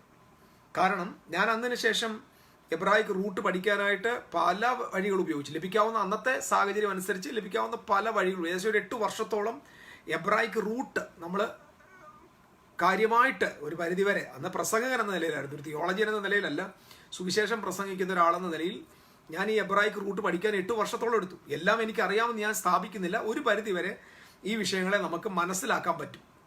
കാരണം അന്ന് നമുക്ക് മെസ്സേജ് ആയിരുന്നല്ലോ, ഒരു വചനം എടുക്കുക, വചനത്തിനകത്ത് എബ്രായിക്ക് റൂട്ട് പറയുക. കാരണം അത് നമ്മുടെ ഒരു രീതിയായിരുന്നു. ഇന്നിപ്പോൾ അങ്ങനല്ല. ഇന്നിപ്പോൾ എനിക്കൊരു മെസ്സേജ് എടുത്തിട്ട് നിങ്ങളുടെ മുമ്പിൽ വന്നിട്ട് നിങ്ങളുടെ സ്തോത്രാഴ്ച വാങ്ങിച്ചിട്ട് പോകാനല്ല ഞാൻ ഇപ്പോൾ നിൽക്കുന്നത്. ഇപ്പം ഞാൻ നിൽക്കുന്നത് ഇത് സത്യമാണെന്ന് നിങ്ങളുടെ മുമ്പിൽ തെളിയിക്കുക മാത്രമല്ല, അടുത്ത ജനറേഷന് ഇത് പ്രയോജനപ്പെടുന്നെങ്കിൽ കൈമാറാൻ കൂടെ നിൽക്കുക. അപ്പോൾ ഇപ്പം ഞാൻ ഇന്ന് മെസ്സേജ് കൊടുക്കുന്നത് ഒരിക്കലും എൻ്റെ സ്വാർത്ഥ ലാഭത്തിനല്ലെന്ന് മനസ്സിലായിക്കോണം. പണ്ട് ഞാൻ പ്രസംഗിച്ചുകൊണ്ടിരുന്ന എനിക്ക് ഓഫറിങ് കിട്ടുമായിരുന്നു, എനിക്ക് മാന്യത കിട്ടുമായിരുന്നു, എനിക്ക് പദവി ഉണ്ടായിരുന്നു. പക്ഷേ ഇന്ന് ഞാൻ നിങ്ങളോട് പറയുമ്പോൾ എനിക്കിതിനകത്ത് ആരും രൂപ തരുന്നില്ല. ഞാൻ എൻ്റെ ബാങ്കിൻ്റെ നമ്പർ നിങ്ങൾക്ക് ആർക്കും തന്നിട്ടുമില്ല. ഞാനിത് കാരണം I am just openly talking with for the benefit of the kingdom of God. അപ്പം ഞാൻ പറഞ്ഞു ശ്രദ്ധിക്കാം. അപ്പം ദൈവരാജ്യം അല്ലെങ്കിൽ സുവിശേഷത്തിന് ടേണിംഗ് ഉണ്ടായത്. ഇതിൻ്റെ റൂട്ട് എവിടെയാണ്? എബ്രായിക്ക് റൂട്ടാണ്. എബ്രായിക്ക് റൂട്ടിലാണ് ഇത് വളരുന്നത്. അപ്പോൾ എബ്രായ റൂട്ടിനകത്തും എബ്രായ കൾച്ചർ എന്ന് പറയുന്നത് വളരെ ഡിഫറൻ്റ് ആണ്. എബ്രായ കൾച്ചറും ഗ്രീക്ക് കൾച്ചറും 2 ധ്രുവങ്ങളുടെ വ്യത്യാസമാണ്. കാരണം എബ്രായിക്ക് കോൺസെപ്റ്റ് എന്ന് പറഞ്ഞാൽ എപ്പോഴും റിലേഷണലാണ്. ഇത് മനസ്സിലാക്കണം. ഇത് ഞങ്ങൾ പലരും പറഞ്ഞിട്ടുള്ളതാ, റിലേഷണല്ല. അപ്പം അതിനകത്തൊരു വേർഡ് പോലും റിലേഷണല്ല. ഏതെങ്കിലും ഒരു വിഷയം നിങ്ങൾ എടുത്തോ. ഇപ്പം പാപം എടുത്തോ, മാനസാന്തരം എടുത്തോ, വീണ്ടെടുപ്പ് എടുത്തോ, നിത്യജീവൻ എടുത്തോ, മരണം എടുത്തോ, ഡെലിവറൻസ് നമുക്ക് ഏറ്റവും കൂടുതൽ ഉപയോഗിക്കുക, ഏത് വേർഡ് എടുത്തോ, നിങ്ങൾ വചനത്തിൽ ഏത് വാക്യം എടുത്തോ, ഏത് വാക്യം നിങ്ങൾ ബൈബിൾ എടുത്താൽ, ഏത് വചന പഠനം എടുത്താലും എബ്രായ റൂട്ടിൽ അത് റിലേഷൻഷിപ്പാണ്, അത് റിലേഷണലാണ്. അത് എപ്പോഴും ഒന്നുകിൽ അത് ഒരു അതർ പേഴ്സണുമായിട്ട് കണക്റ്റഡ് ആയിരിക്കും, അല്ലെങ്കിൽ അത് ദൈവവുമായിട്ട് കണക്റ്റഡ് ആയിരിക്കും. 2 പേഴ്സൺസുമായിട്ട് കണക്ഷൻ ഉണ്ടായി. ഇപ്പം ജ്ഞാനമെടുത്തോ, അത് കണക്റ്റഡ് വിത്ത് ഒരു കണക്ഷനാണ്. ജ്ഞാനം എന്ന വേർഡ് എടുത്തോ, അത് കണക്ഷനാണ്. അറിവെന്ന വേർഡ് എടുത്തു, അത് കണക്ഷനാണ്. അണ്ടർസ്റ്റാൻഡിങ് എന്ന വേർഡ് എടുത്തു, കണക്ഷൻ. നിങ്ങൾ ബൈബിളിൽ പഴയ നിയമത്തിലെ ഏത് എബ്രായിക്ക് വേർഡ് എടുത്തു, ആ എബ്രായിക്ക് വേർഡ് ഒരു എന്ത് പറയുന്നത്, ഒരു കോൺക്രീറ്റ് അല്ല, അല്ലെങ്കിൽ ഏതോ ഒരു എവിടെയോ പോയി നിൽക്കുന്ന ഒരു ഇൻഡിപെൻഡൻ്റ് ആയിട്ടുള്ള സാധനമല്ല. ഏത് വേർഡ് എടുത്താലും അത് 100% റിലേഷണലാണ്. ഇവിടെയാണ് നമ്മൾ തെറ്റിപ്പോയത്. ഏത് വേർഡ്, ഇപ്പം പാപം എന്നെടുത്ത, നരകം, സ്വർഗം, നിത്യജീവൻ, എന്തോ എടുത്തു, നിങ്ങൾ ഏത് വാക്യം എടുത്തു, ഏത് അക്ഷരം, നിങ്ങൾ പഠിക്കുന്ന എന്തോ എടുത്തു, അത് മുഴുവൻ എബ്രായൻ്റെ കോൺസെപ്റ്റിൽ റിലേഷൻഷിപ്പാണ്, ബന്ധമുണ്ടായിരിക്കും. അതായത് കാരണം ബന്ധമില്ലാതെ, ഒരു ജീവനില്ലാത്ത ഒരു വേർഡും എബ്രായ ഭാഷയിൽ ഉണ്ടായിട്ടില്ല. എബ്രായ ഭാഷയിലെ എല്ലാ വേർഡുകളും അതിൻ്റെ കറക്റ്റ് പശ്ചാത്തലത്തിൽ റൂട്ടിൽ നിന്ന് വന്നതാണ്. റൂട്ടിൽ എന്ന് പറഞ്ഞാൽ അതിനകത്തൊരു ലൈഫ് ഉണ്ടായിരിക്കും. എല്ലാ വേർഡിനും ലൈഫുണ്ട്. ഒരു ഉദാഹരണം ഞാൻ പറയാം. ഇപ്പം ബെയ്ത്ത് എന്ന് പറയും. ബെയ്ത്ത് എന്ന് പറഞ്ഞാൽ എന്താ? ബെയ്ത്ത് എന്ന് പറഞ്ഞാൽ വീടെന്നാണ്. വീട് അതെങ്ങനെ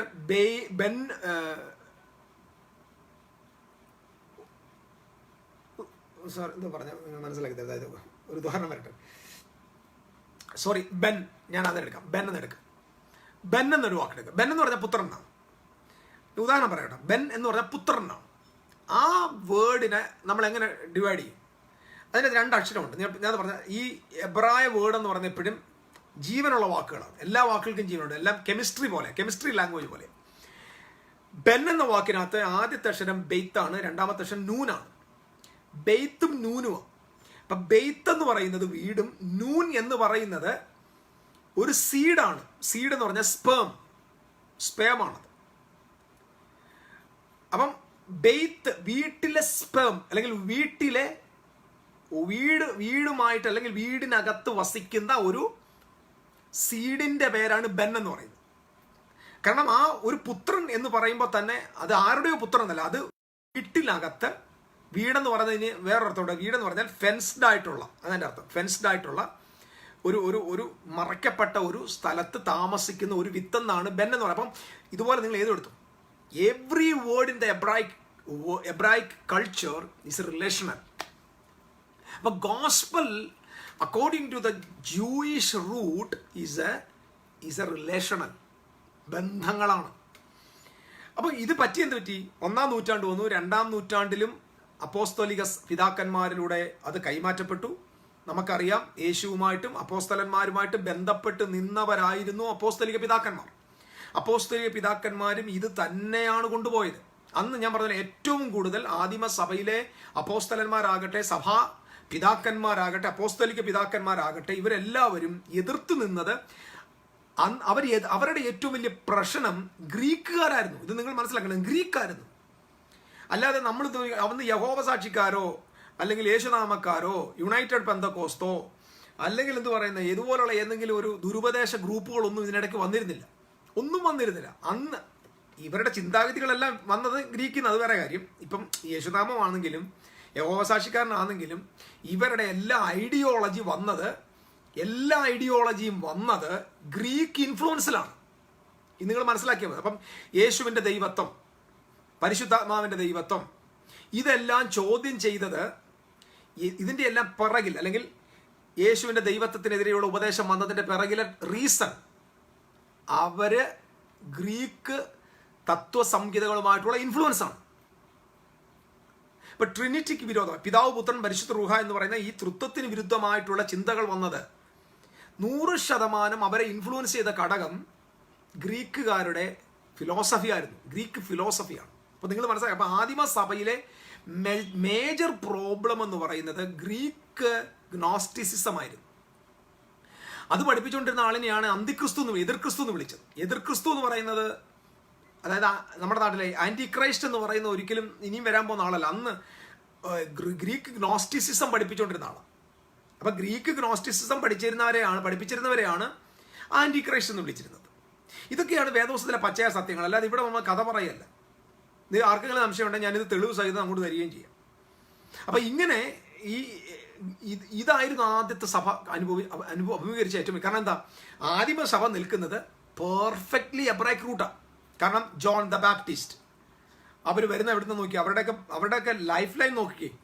അബ്രഹാം മുതൽ ഇങ്ങനെ വരിക, അബ്രഹാം മുതൽ ദൈവം ഒരു കൾച്ചറിലായി ജനത്തെ കൊണ്ടുവരുന്നത്, ദൈവവുമായിട്ടുള്ള ബന്ധത്തിൽ കളിച്ച് അവരുടെ ലാംഗ്വേജ് വേറൊരു ലാംഗ്വേജിലേക്ക് പോകാതെ, വേറൊരു ഭാഷക്കാരുടെ ഇടയിൽ പോകാതെ, അവരുടെ ഭാഷയിൽ ആ എബ്രായ ഭാഷയിൽ തന്നെ തിരുവെഴുത്തുകളെ കൊടുത്ത് ആ കൾച്ചറിൽ തന്നെ അവരെ വളർത്തി, അവരേതെങ്കിലും ദേശത്ത് പോയാൽ അവരെ വീണ്ടും മടക്കിക്കൊണ്ടു. ഇതൊക്കെ നമ്മൾ വിചാരിക്കും ദൈവം എന്താ അവരുടെ സ്നേഹമല്ല. സുവിശേഷത്തെ ലോകത്തിന് കൊടുക്കാനുള്ള ദൈവത്തിന്റെ വഴിയായിരുന്നു അത്. ഇവർ മിസ്രൈമിലേക്ക് പോകുമ്പോഴത്തേക്കും ഇവരെ തിരിച്ചു കൊണ്ടുവന്നു, ബാബിലോണിൽ പോയപ്പോൾ തിരിച്ചു കൊണ്ടുവന്നു, മിദ്യാനർ അവരെ ഉപദ്രവിച്ചപ്പോൾ കൊണ്ടുവന്നു, ഇവരെ എവിടെങ്കിലും പോയി എന്തെല്ലാം കാണിച്ച ഉടനെ ദൈവം കൊണ്ടുവരുന്നു. അവരുടെ ആളുകൾ ഏതെങ്കിലും ഒരുത്തം കുഴപ്പത്തിൽ ചാടിയാൽ അവരെ ശിക്ഷിച്ചിട്ട് വീണ്ടും മടക്കി കൊണ്ടുവരുന്നു. എന്തെല്ലാം കാര്യങ്ങളാണ് നമ്മൾ പഴയ നിമിത്തി കാണുന്നത്. എന്താ ദൈവമേ ഇങ്ങനെ ഇവരുടെ കൂടെ മാത്രം ഞാൻ പലപ്പോഴും ചിന്തിച്ചിട്ടുണ്ട്. ഈ കഴിഞ്ഞ ദിവസം ഞാൻ ദാവീദിന്റെ കാര്യമൊക്കെ വായിച്ചപ്പോൾ എത്രായിരം പേരെ കൊന്നവനാണെന്നറിയാമോ ഈ ദാവീദ്? എത്രായിരം പേരെ കൊന്ന ആളാണ് ദാവീദ്. നമ്മൾ ദാവീദ് മധുരഗായകനാണ്, ഹല്ലേലൂയ സ്തോത്രം എന്നൊക്കെ പറയും. ആയിരങ്ങളെ കൊന്നവനാണ്. തന്നോട് കലിച്ച് ദേഷ്യപ്പെട്ട നാബാലിനെ കൊന്ന് അവന്റെ ഭാര്യയെ സ്വന്തമാക്കിയവനാണ്. തന്റെ ഏറ്റവും വിശ്വസ്തനായ ഊറിയാവിനെ കൊന്നിട്ട് അവന്റെ ഭാര്യയെ സ്വന്തമാക്കിയവനാണ്.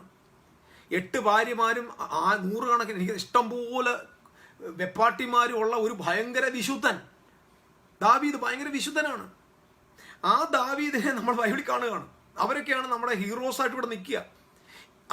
അത്ര പുള്ളികൾ ഇതിനകത്തിരിക്കുമ്പോൾ ഇവിടെ ഏതെങ്കിലും ഒരാൾ ഒരു കുഞ്ഞു കാര്യം ചെയ്യുമ്പോൾ ഉടനെ അവനെ നരകത്തിൽ തള്ളിയിടുന്ന നിലയിൽ നമ്മൾ അങ്ങ് വയലന്റ് ആകുക. അതേസമയം നമ്മുടെ ഹീറോസ് എല്ലാം മെനക്കെട്ട കേസുകളാണ്. അപ്പം ഞാനിത് പറയുമ്പോൾ ഉടനെ എന്നോട് ദേഷ്യപ്പെട്ടൊരു കാര്യം, ദാവീദിനെ പോയി നന്നായിട്ട് പഠിച്ചു നോക്ക്, പിന്നെ എന്ത് കാര്യം കുഴപ്പമില്ല എന്ന് വിചാരിക്കുന്നവർക്കൊന്നും വിഷയമൊന്നുമല്ല. അപ്പോൾ പറയും ഓൾഡ് ടെസ്റ്റമെന്റിലെ ദൈവവും ന്യൂ ടെസ്റ്റമെന്റിലെ ദൈവവും ഒന്ന് തന്നെ. ദൈവത്തിന് സ്വഭാവം മാറ്റം വന്നിട്ടില്ല, മനുഷ്യരായിരുന്നു അങ്ങനെ. അപ്പം അങ്ങനെ അവരെ കൊണ്ടുവരും. അപ്പം ഇവൻ എന്ത് കാണിച്ചാലും പറയും എൻ്റെ ദാസനായ ദാവീദ്. ഞാൻ വിചാരിക്കും ദൈവമേ ഇത്രയും വേല കാണിച്ചവനെ നിന്റെ ദാസൻ എന്ന് വിളിക്കുക, എന്നിട്ട് അവനോട് ആലോചന കൊടുക്കുക, അവൻ സ്വപ്നത്തിൽ പ്രത്യക്ഷപ്പെടുക, അവനോട് കൂടെ സംസാരിക്കുക. എന്തിനാ ദൈവമേ ഇത് ചെയ്തെന്ന് ചോദിച്ചാൽ ദൈവത്തിന്റെ ലക്ഷ്യം ഇവർ മാത്രമല്ലായിരുന്നു. ദൈവത്തിന്റെ ലക്ഷ്യം ഇങ്ങനൊരു കൾച്ചർ കൊണ്ടുവരണം. അതായത് ഈ റൂട്ടിൽ തന്നെ സുവിശേഷത്തെ ലോകത്തിന് കൊടുക്കണം, എബ്രായ റൂട്ടിൽ കൊടുക്കണം. അതിനിടയ്ക്ക് വേറൊരു സംസ്കാരത്തെ ദൈവം കൊണ്ടുവരാൻ ഇഷ്ടപ്പെട്ടില്ല. നിങ്ങൾ ശ്രദ്ധിക്കണം, വേറൊരു സംസ്കാരത്തെ കൊണ്ടുവരാൻ ഇഷ്ടപ്പെട്ടില്ല. അതുകൊണ്ടാണ് നിങ്ങൾ ജാതികളോട് ഇടകലരരുത്, നിങ്ങളുടെ പുത്രന്മാരെയും പുത്രിമാരെയും അന്യജാതിക്കാർക്ക് കൊടുക്കരുത്.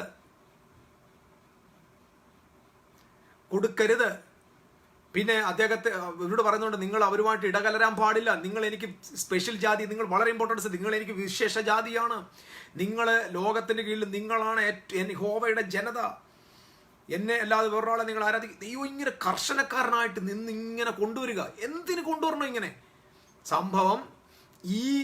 ഈ റൂട്ടിൽ ജാതികളെ അനുഗ്രഹിക്കാനുള്ള സുവിശേഷം കൊടുക്കാം. നിങ്ങൾക്കറിയാമോ, വിശുദ്ധ ബൈബിളിൽ നമ്മൾ ഇന്ന് കാണുന്ന എല്ലാ ക്രമക്കേടെന്ന് പറഞ്ഞാൽ നമ്മൾ പഠിപ്പിച്ചുകൊണ്ടിരുന്ന നരകം എന്ന വിഷയം പോലും ഒരു കാലത്ത് നരകം എന്ന വിഷയം നമ്മളിന്ന് പറയുന്ന ചിന്തിക്കുന്ന ഈ ചിന്താഗതിയിൽ, അല്ലെങ്കിൽ ഇന്നത്തെ സമൂഹം ചിന്തിക്കുന്ന ചിന്തയിൽ ആദം ചിന്തിച്ചിട്ടില്ല, ഹാനോക്ക് ചിന്തിച്ചിട്ടില്ല, നോഹയ്ക്ക് അതറിയത്തില്ല, അബ്രഹാം കേട്ടിട്ടില്ല, ഇസ്ഹാക്ക് അറിയത്തില്ല, യാക്കോബിന് അറിയത്തില്ല, ജോസഫ് അറിയത്തില്ല, മോശയ്ക്ക് അറിയത്തില്ല, ജോഷുവായ്ക്ക് അറിയത്തില്ല, ശമുവേലിന് അറിയത്തില്ല, ന്യായാധിപന്മാർക്ക് അറിയത്തില്ല, റൂത്തിന് അറിയത്തില്ല. രാജാക്കന്മാരുടെ പുസ്തകം വായിക്കുമ്പോൾ അവർ ഒരെണ്ണത്തിന് പോലും ഈ സംഭവം അറിയത്തില്ല. നമ്മൾ പഠിപ്പിച്ചുകൊണ്ടിരിക്കുന്ന നരകത്തെക്കുറിച്ച് ഇത് കേൾവിയില്ലാത്ത സംഭവമാണ്. നിത്യനരകമുണ്ട്, നരകത്തിനകത്ത് ആളുകളെ നിത്യമായിട്ട് ദണ്ഡിപ്പിക്കുന്ന ഒരു നരകത്തെക്കുറിച്ച് അബ്രഹാമിന് അറിയത്തില്ല. അബ്രഹാം അതിനെക്കുറിച്ച് ചിന്തിച്ചിട്ട് പോലുമില്ല. കൂടെ നടന്ന ലോത്ത് കേട്ടിട്ടില്ല. ആദിമ സഭയിലെ പിതാക്കന്മാർ ആദ്യത്തെ മോസസ് ആ വിഷയങ്ങളെ കുറിച്ച് പറഞ്ഞിട്ടില്ല.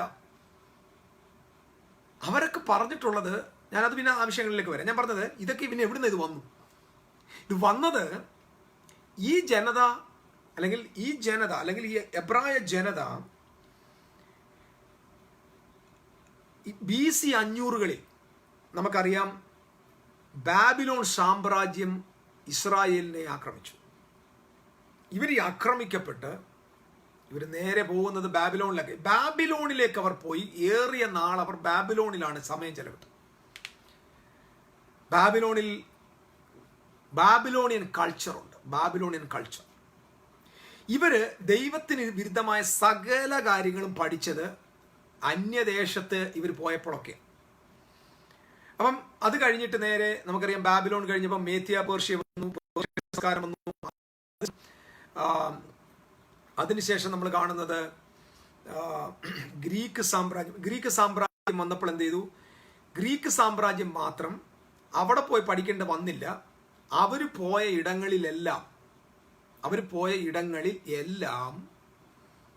അവര് കൃത്യമായിട്ട് അവരുടെ സംസ്കാരത്തെ പ്രൊപ്പഗേറ്റ് ചെയ്തു.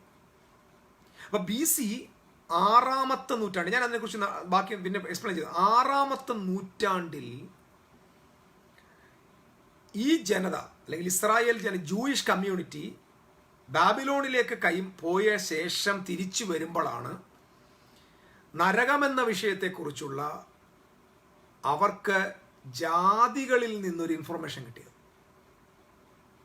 അപ്പൊ നരകം എന്ന് പറയുന്ന വിഷയം അതിനു മുമ്പ് ഭൂമിയിലെ പല ജാതികളിൽ ഉണ്ടായിരുന്നു.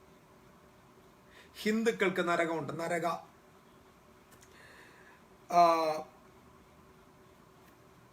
പിന്നെ വർഷങ്ങൾക്ക് ശേഷം വേദോത്സവത്തിലെ പേജുകളും കഥകളും എല്ലാം കൂടെ തട്ടിക്കൂട്ടി ഉണ്ടാക്കിയ ഒരു മതം ഉണ്ടല്ലോ, മരുഭൂമിയിലെ മതം, അതിനുമുണ്ട് നരകം.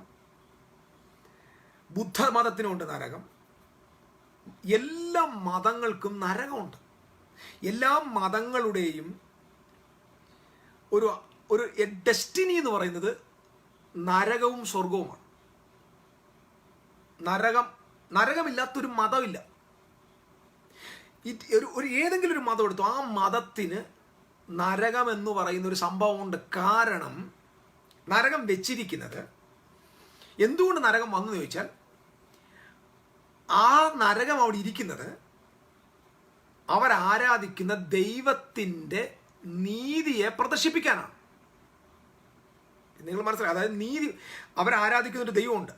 ആ ദൈവം നേരുള്ളവനാണെന്ന് തെളിയിക്കാനുള്ള ഏക വഴി നരകമാണ്. ഇത് നിങ്ങൾ മനസ്സിലാക്കുക. അപ്പം BC 6ാമത്തെ നൂറ്റാണ്ടിൽ ജനങ്ങള് ബാബിലോണിലേക്ക് പോയി. ബാബിലോണിൽ നിന്നാണ് ഈ സംഭവങ്ങൾ പുറത്തു വരുന്നത്. നമുക്കറിയാം 4ാമത്തെ നൂറ്റാണ്ട് വന്നപ്പോൾ ഗ്രീക്ക് സാമ്രാജ്യം രംഗത്ത് വന്നു. ഏറ്റവും വലിയ തിങ്കേഴ്സ്, ഫിലോസഫേഴ്സ് മുഴുവൻ ആ കാലഘട്ടങ്ങളിൽ എഴുന്നേൽക്കുക. പ്ലേറ്റോ ആണെങ്കിലും അരിസ്റ്റോട്ടിൽ ആണെങ്കിലും സോക്രട്ടീസ് ആണെങ്കിലും ഇവരെല്ലാവരും അവരുടെ ചിന്തകൾ നിറഞ്ഞു നിന്ന കാലഘട്ടത്തിലും ഇസ്രായേൽ ജനം ഇത് മുഴുവൻ ഇപ്പൊ പഠിക്കുക. അപ്പൊ ഇങ്ങനെ ഈ 6ാമത്തെ, നിങ്ങൾ ഇയർലി ചർച്ച, ഞാൻ പറഞ്ഞു ആദിമസഭയിൽ ഇത് വന്നെങ്ങനെ, ക്രിസ്ത്യാനിറ്റിയിൽ ഇത് വന്നത് എങ്ങനെയാണെന്ന് ഞാൻ പഠിപ്പിക്കും. യഹൂദന്റെ കോൺസെപ്റ്റിൽ നരകം എന്ന സംഭവം ഇല്ല. യഹൂദൻ ഇത് ആദ്യം മനസ്സിലാക്കുന്നത്, അല്ലെങ്കിൽ യഹൂദന്റെ ഇടയിൽ ഇത് ആദ്യം പഠിപ്പിക്കപ്പെടുന്നത് BC 6ാമത്തെ നൂറ്റാണ്ടിലാണ്. BC 6ാമത്തെ നൂറ്റാണ്ടിലാണ്. അതിനു മുമ്പ് എത്രായിരം വർഷം കഴിഞ്ഞു. എത്രായിരം വർഷങ്ങൾ കർത്താവിന്റെ കൂടെ, ദൈവത്തിന്റെ കൂടെ ഒരു ജനത കൂടെ താമസിച്ചു. ഇവർക്കാർക്കും ലഭിക്കാത്ത ഒരു ചിന്ത, ഇവരാരും പഠിപ്പിക്കാത്തൊരു ചിന്ത 6ാം നൂറ്റാണ്ടിൽ ലഭ്യമാകുക. ഇപ്പൊ ഈ 6ാം നൂറ്റാണ്ടിൽ ഈ പഠിപ്പിക്കപ്പെടുന്ന ഈ നരകം എന്ന വിഷയം എന്തിന്റെ ആവശ്യം? ആദ്യം നമ്മളത് ചിന്തിക്കണം. നരകത്തിന്റെ ആവശ്യമുണ്ട്. ഒരു മതം നിലനിൽക്കുന്നത് നരകത്തിന്റെ ബേസിലാണ്. രണ്ട് കാര്യത്തിന്, ഒന്ന് അവിടുത്തെ ഡീറ്റിയെ അല്ലെങ്കിൽ അവിടുത്തെ ദൈവത്തെ, ആ മതം ആരാധിക്കുന്ന ദൈവത്തിൻ്റെ നീതി, ദൈവം നീതിമാനാണെന്ന് തെളിയിക്കാനുള്ള വഴി നരകമാണ്. നരകമില്ലെങ്കിൽ ആ ദൈവം നീതികെട്ട ദൈവമാണെന്ന് തെളിയുകയാണ്. നീതികെട്ട ദൈവമാണെന്ന് തെളിയുക. ദൈവത്തിന് നീതിയില്ല. അപ്പം ദൈവം ഒരാളെ നിത്യ നരകത്തിലിട്ടെങ്കിലേ ആ ദൈവം നീതിമാനാകത്തുള്ളൂ. അപ്പൊ ദൈവത്തെ സപ്പോർട്ട് ചെയ്യുന്ന ഒരു സപ്പോർട്ടിങ് ഏജന്റാണ് നരകം. നിങ്ങൾ സംശയം, ക്രിസ്ത്യാനിത്വത്തിന്റെ ബേസാണ് ഞാൻ ഈ പറഞ്ഞത്. ക്രിസ്ത്യാനി ഇന്ന് പഠിപ്പിച്ചുകൊണ്ടിരിക്കുന്ന ബേസാണ്. ദൈവത്തിന് അല്ലാതെ മനുഷ്യനെ തല്ലുന്നതല്ല ലക്ഷ്യം.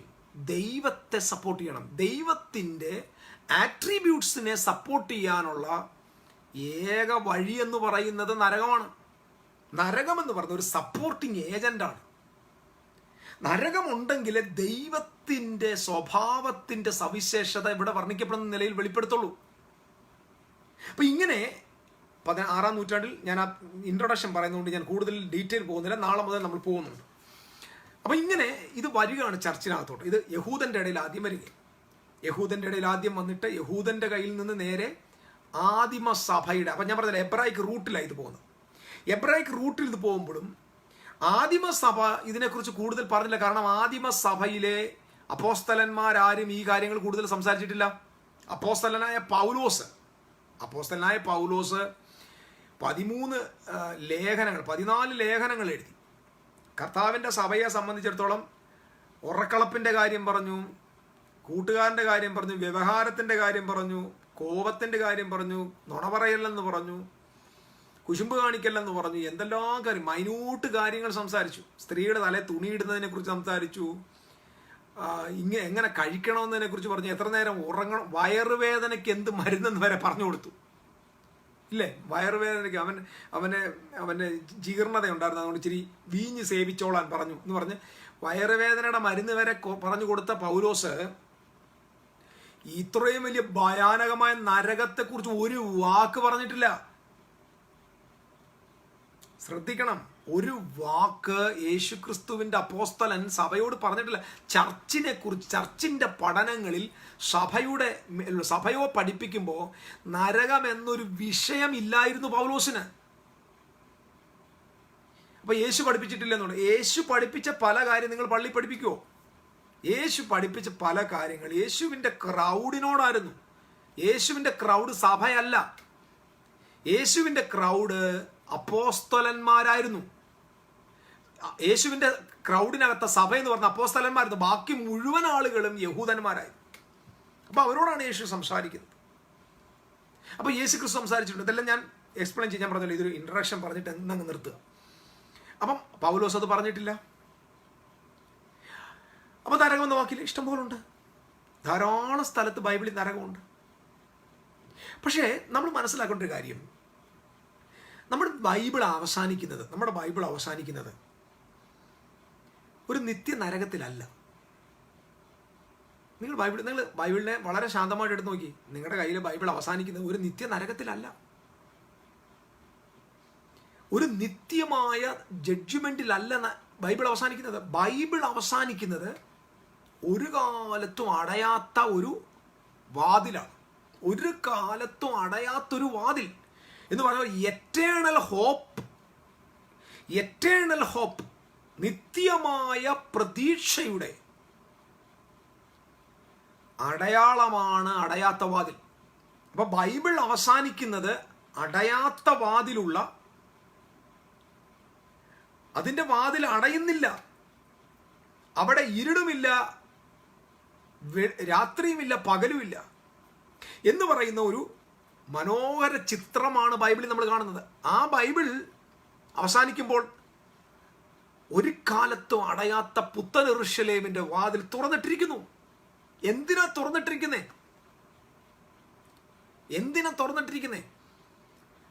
ഇതിന്റെ പുറത്ത് നായ്ക്കൾ, ദുഷ്ടന്മാർ, മദ്യപാനികൾ, വെറുക്കുത്തുകാർ, ക്ഷുദ്രക്കാർ, ബിംബാരാധികൾ, കൊലപാതകന്മാർ, വ്യഭിചാരികൾ, ഇവരെല്ലാവരും വെളിയിൽ കിടപ്പുണ്ട്.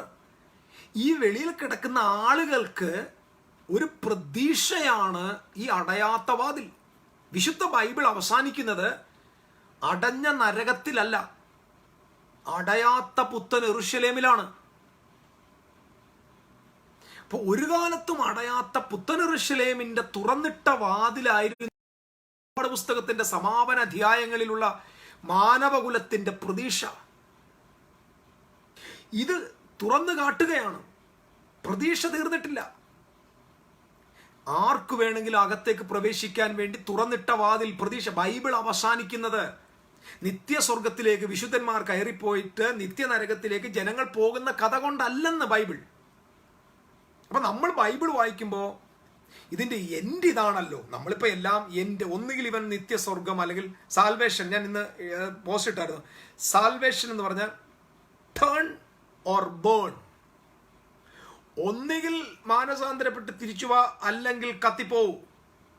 ഇതാ നമ്മൾ സുവിശേഷം, ടേൺ ഓർ ബേൺ. അപ്പൊ ഈ കോൺസെപ്റ്റിലാണ് നമ്മൾ പഠിക്കുന്നത്. പക്ഷെ ബൈബിളിന്റെ ഒടുവിൽ ബൈബിൾ ഒരിക്കലും അവസാനിക്കുന്നത് നിത്യസ്വർഗവും നിത്യനരകവുമായിട്ടല്ല. എവിടെയാണ് ബൈബിൾ അവസാനിക്കുന്നത് കാണിച്ച? ബൈബിളിന്റെ അന്ത്യം കാണിച്ച. നിങ്ങൾ ചിന്തിക്കുവാൻ കഴിവുള്ളവർ ചിന്തിച്ചു നോക്ക്. ബൈബിൾ അവസാനിക്കുന്നത് ഒരു നിത്യനരകത്തിൽ സകല പാപികളെയും കൊണ്ട് കത്തിച്ചിട്ട് അതിനുശേഷം ബാക്കിയുള്ളവരെ മുഴുവൻ നിത്യസ്വർഗത്തിലേക്ക് പോയി ഭൂമി ഇല്ലാതെ പോകുന്നൊരു ആണോ വേദപുസ്തകത്തിന്റെ ഒടുക്കം? അങ്ങനെ ഒരു ബൈബിൾ ആരുടെ കയ്യിലുണ്ട്? അങ്ങനെ ആരുടെയും കയ്യിൽ ബൈബിൾ ഉണ്ടെങ്കിൽ അത് പാകിസ്ഥാൻ അധിനിവേശ കാശ്മീരിനെ പിടിച്ചടക്കിയ ശേഷമുള്ള ഇന്ത്യയുടെ മാപ്പ് പോലിരിക്കും. കാരണം ബൈബിളിന്റെ ഒടുക്കത്തിൽ ഒരിക്കലും ആ ചിത്രമല്ല കൊടുത്തേക്കുന്നത്. ബൈബിളിന്റെ ഒടുക്കത്തിൽ പ്രതീക്ഷയുടെയും പ്രത്യാശയുടെയും ചിത്രമാണ് കൊടുക്കുന്നത്. തുറന്നിട്ടൊരു വാതിൽ, അടയ്ക്കാത്ത വാതിൽ, ഒരു കാലത്തും ആരും അടയ്ക്കാത്ത, രാവും പകലും അടയാത്തൊരു വാതിലിനെ മാനവകുലത്തിന് മുമ്പിൽ തുറന്നിട്ടിരിക്കുന്നു. അതാ വേദോസം നൽകുന്ന പ്രതീക്ഷ. അതായത് വേദപുസ്തകം മനുഷ്യന്റെ നിത്യ നരകത്തെ അല്ല പഠിപ്പിക്കുന്ന അവസാനം. ബൈബിൾ അവസാനിക്കുന്നത് പ്രതീക്ഷയുടെയും പ്രത്യാശയുടെയും സന്ദേശം പറഞ്ഞിട്ടാണ്. അപ്പൊ ഇങ്ങനെയാ ഞാൻ എൻ്റെ ബൈബിൾ ധ്യാനത്തിൽ എൻ്റെ ചിന്തയാണിത്. ഇത് നിങ്ങൾ എടുക്കണമെന്നില്ല. നിങ്ങൾക്ക് വേണമെങ്കിൽ നരകമോ എന്തും വിശ്വസിക്കാം. കാരണം ഇവിടെ ആർക്കും അതിന് നികുതി കൊടുക്കേണ്ട ആവശ്യമില്ല. പിന്നെ ഞാനിതൊന്ന് ഓപ്പണായിട്ട് പറയുമ്പോൾ എനിക്ക് ഒരുപാട് പ്രതിസന്ധികളുണ്ടാവും. ഇപ്പം തന്നെ ഒരുപാട് പേരുടെ മുമ്പിൽ ഞാൻ മഹാപ്രശ്നക്കാരനാണ്. എനിക്കത് വിഷയമല്ല. I don't care. എസ്പെഷ്യലി ഒരു മലയാളി എന്നെ നോക്കിയിട്ട് നീ ശരിയല്ലെന്ന് പറയുന്നതിനകത്ത് എനിക്ക് യാതൊരു വിഷമവുമില്ല. കാരണം അവൻ എത്രത്തോളം ഉണ്ടെന്ന് എനിക്കറിയാം. അതുകൊണ്ട് അതേസമയം ഇച്ചിരി വിവരമുള്ളവന്മാർ ലോകത്ത് വേറെ ആരെങ്കിലും പറഞ്ഞിരുന്നെങ്കിൽ ഞാൻ ഒന്ന് ചിന്തിക്കും. മലയാള ക്രൈസ്തവ ലോകത്ത് ഇന്നാൾ ഇവൻ ശരിയല്ലെന്ന് എനിക്ക് ഐ ഡോണ്ട് കെയർ. കാരണം അതിന് ഞാൻ വിലയെ കൊടുക്കാറില്ല. കാരണം അവർ പറയുന്നത് ഇന്ന് മാറ്റി പറയും, നാളെ മാറ്റി പറയും. അതുകൊണ്ട് അത് വിഷയമല്ല. ഞാൻ പറഞ്ഞല്ലോ, ഇത് ഞാൻ ഓപ്പണായിട്ട് സംസാരിക്കുന്നത്. എനിക്ക് പോപ്പുലാരിറ്റി നഷ്ടപ്പെടും. I lose my popularity.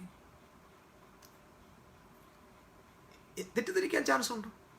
പക്ഷെ ബൈബിൾ അങ്ങനെ. അല്ലെങ്കിൽ നിങ്ങളിൽ ആരെങ്കിലും ഒരാൾ സ്നേഹത്തോടെ ഞാൻ ഉപദേശിക്കുന്നു, തിരുവെഴുത്ത് അവസാനിക്കുന്ന എവിടെയാണെന്നും കാണിച്ച. എവിടെയാണ് മാനവരാശിയുടെ ഈ ചരിത്രം അവസാനിക്കുന്നത്? എവിടെ? ഈ അവസാനം എവിടെയെങ്കിലും ബൈബിളുണ്ടോ? നമ്മൾ കഥയുണ്ടാക്കി വെച്ചിട്ടുണ്ട്. യേശു വരും, പിന്നെ അവസാനം 7 വർഷം കഴിഞ്ഞിട്ട് ഇവിടെ തിരിച്ചു വരും, പിന്നെ 1000 ആണ്ട് വാഴും, 1000 ആണ്ട് കഴിഞ്ഞിട്ട് പിന്നെയും യുദ്ധം ഉണ്ടാകും. അങ്ങനെ സാത്താനെ പിടിച്ച് ബന്ധിക്കും, അതിനുശേഷം കത്തിക്കും, കത്തിച്ച ശേഷം നിത്യയുഗ യേശു. അങ്ങനെയല്ല ബൈബിൾ. നിത്യയുഗം യേശുവിൻ്റെ കൂടെ ജീവിക്കുന്നുള്ളതല്ല ബൈബിൾ. 21-ാം അധ്യായത്തിൽ പുത്തൻ യെരൂശലേം കഴിഞ്ഞിട്ട് പിന്നെ താഴോട്ട് വായിക്കുന്നു. 22-ൽ കുഞ്ഞാടിന്റെ സിംഹാസനത്തിൽ അടിയിൽ നദി പുറപ്പെടുന്നു. ആ പോകുന്ന നദി രോഗശാന്തിക്ക് ഉതകുന്നു. 22-ാം അധ്യായത്തിൽ പിന്നെയും രോഗശാന്തിക്ക് വേണ്ടി ഒഴുകുന്ന നദിയാണ്. ആ നദി പോകുന്ന ഇടങ്ങളിലെല്ലാം ഒരുപാട് അഴുക്കന്മാര്, പാപികൾ കിടപ്പുണ്ട്. അവരെ നോക്കി ഒഴുകുന്ന നദിയാണ് 22-ാം അധ്യായം. അല്ലാതെ അവിടെ എങ്ങും തീ നദി അല്ല. അപ്പൊ ഞാൻ എൻ്റെ ചിന്ത നിങ്ങളുടെ മുമ്പിൽ കൊണ്ടുവരുന്നത് 2 പ്രധാന വ്യൂ ആണ്. ഒന്ന് എബ്രായിക്ക് വ്യൂവും 2 ഗ്രീക്ക് വ്യൂ. ഗ്രീക്കുകാരുടെ വ്യൂസ് ക്രിസ്തീയ സഭയ്ക്ക് വലിയ ദോഷം വരുത്തി കഴിഞ്ഞു. നമ്മുടെ സുവിശേഷത്തിൽ നിന്ന് കേൾക്കാൻ പോലും ആളുകൾക്ക് ഇഷ്ടമില്ലാത്ത നിലയിൽ പവർലെസ് ഗോസ്പലായി മാറി. പവർലെസ് ഗോസ്പലായി മാറിയതിൻ്റെ കാരണം ഗ്രീക്ക് പോയിസൺ നമ്മുടെ സുവിശേഷത്തിൻ്റെ അകത്തുണ്ട്. ആ സുവിശേഷത്തിനകത്തെ പോയിസൺ എന്താന്ന് ഞാൻ 1-2 വാക്കി പറയാം. 1, എബ്രായ ഭാഷ ഞാൻ പറഞ്ഞു റിലേഷണലാണ്. എബ്രായ റൂട്ടിൽ പ്രസംഗിക്കപ്പെട്ട സുവിശേഷം റിലേഷണലാണ്. റിലേഷണൽ മീൻസ് ബന്ധങ്ങൾക്ക് അധിഷ്ഠിതമാണ്. പിതാവ്, അപ്പോൾ അതുകൊണ്ടാണ് പിതാവ്, പുത്രൻ, പുത്രത്വം, ജീവൻ, പിതാവിനെ അറിയുക, പിതാവിൽ നിന്ന് വേർപെട്ടു പോകുന്ന മരണം, നമ്മളെ ആക്കിയിരിക്കുന്ന ആ ഒറിജിനൽ ക്രിയേറ്റീവ് പൊസിഷനിൽ നിന്ന് നമ്മൾ മാൽ ഫങ്ഷൻ ചെയ്തു പോകുന്നതിനെ പാപം.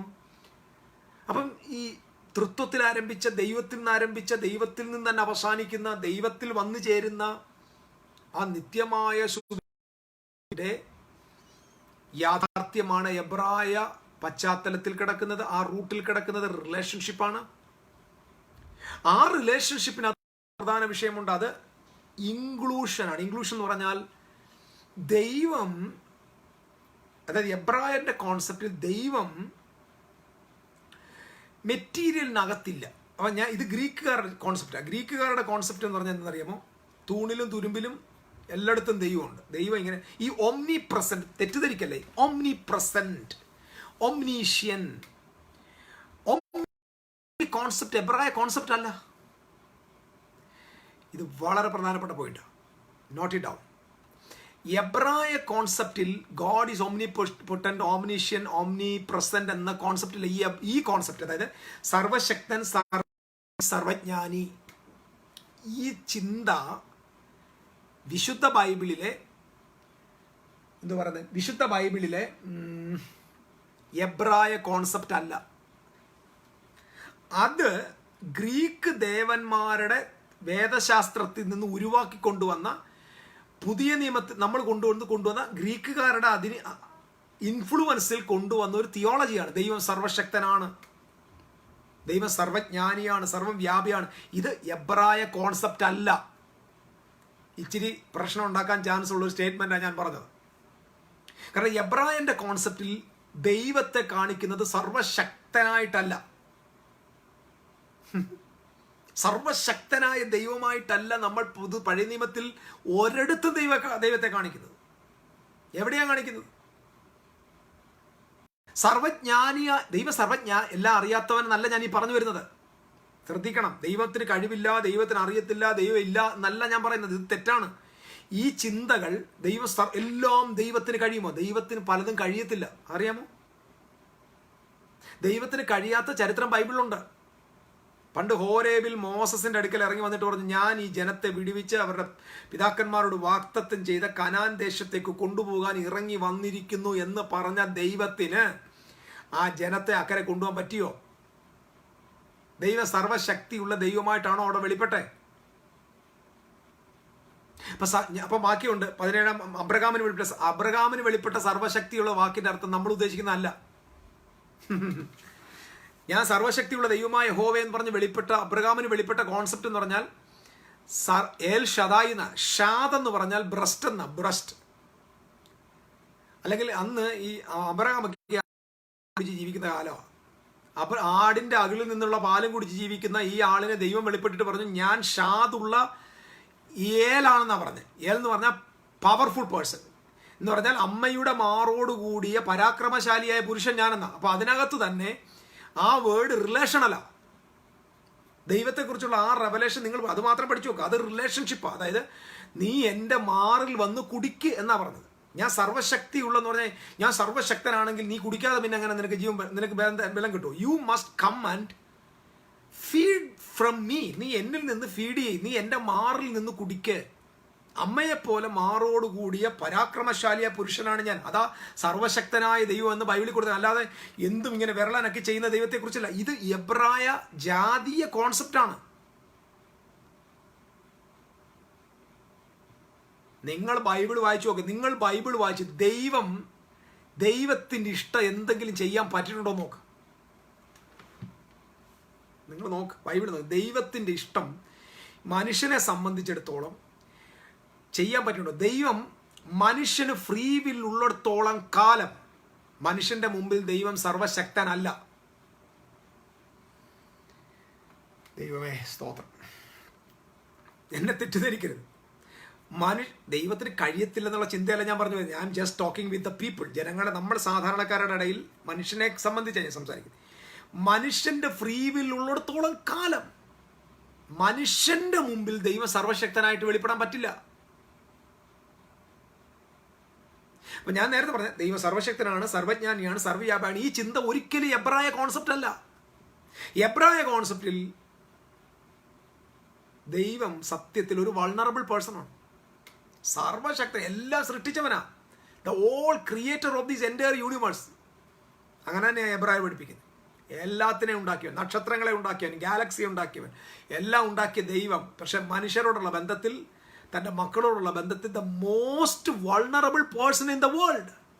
സർവശക്തനായിട്ടല്ല എബ്രായം കണ്ടത്. സർവശക്തനായിട്ടല്ല ദൈവം കണ്ടത്. സർവശക്തനായിട്ടല്ല എബ്രായർ ദൈവത്തെ കണ്ടത്. മുറിവേൽപ്പിക്കുന്ന ദൈവം. സോ മുറിവേൽപ്പിക്കപ്പെടുന്ന ദൈവം, മുറിവേൽപ്പിക്കപ്പെടാൻ പറ്റുന്ന ആള്, വൾണറബിൾ പേഴ്സൺ ആയിട്ട്. കാരണം അതിന്റെ തെളിവെന്താ? ദൈവം മനുഷ്യൻ പാപം ചെയ്തു കഴിഞ്ഞപ്പോൾ ഉടനെ പറയാ, ഞാൻ അവരെ നിർമ്മിച്ചതിൽ ഞാൻ അനുതപിക്കുന്നു, എനിക്ക് വിഷമാണ്, എൻ്റെ മനസ്സ് ഭയങ്കരമായിട്ട് വേദനിക്കുന്നു. സത്യത്തിൽ അനുതപിക്കുന്ന വാക്കിന് യഥാർത്ഥത്തിൽ കൊടുത്തിരിക്കുന്ന എബ്രായ പദം എന്നൊക്കെ പറയുന്നത് ഈ റിപ്പൻറ്റൻസ് എന്ന വാക്കല്ല, ഷൂ എന്ന വാക്കല്ല, വേറൊരു വാക്ക്. അവിടെ കൊടുത്തിരിക്കുന്നത് എനിക്ക് ഗ്രീവാണ്, എനിക്ക് വേദനയാണെന്ന് പറഞ്ഞത്.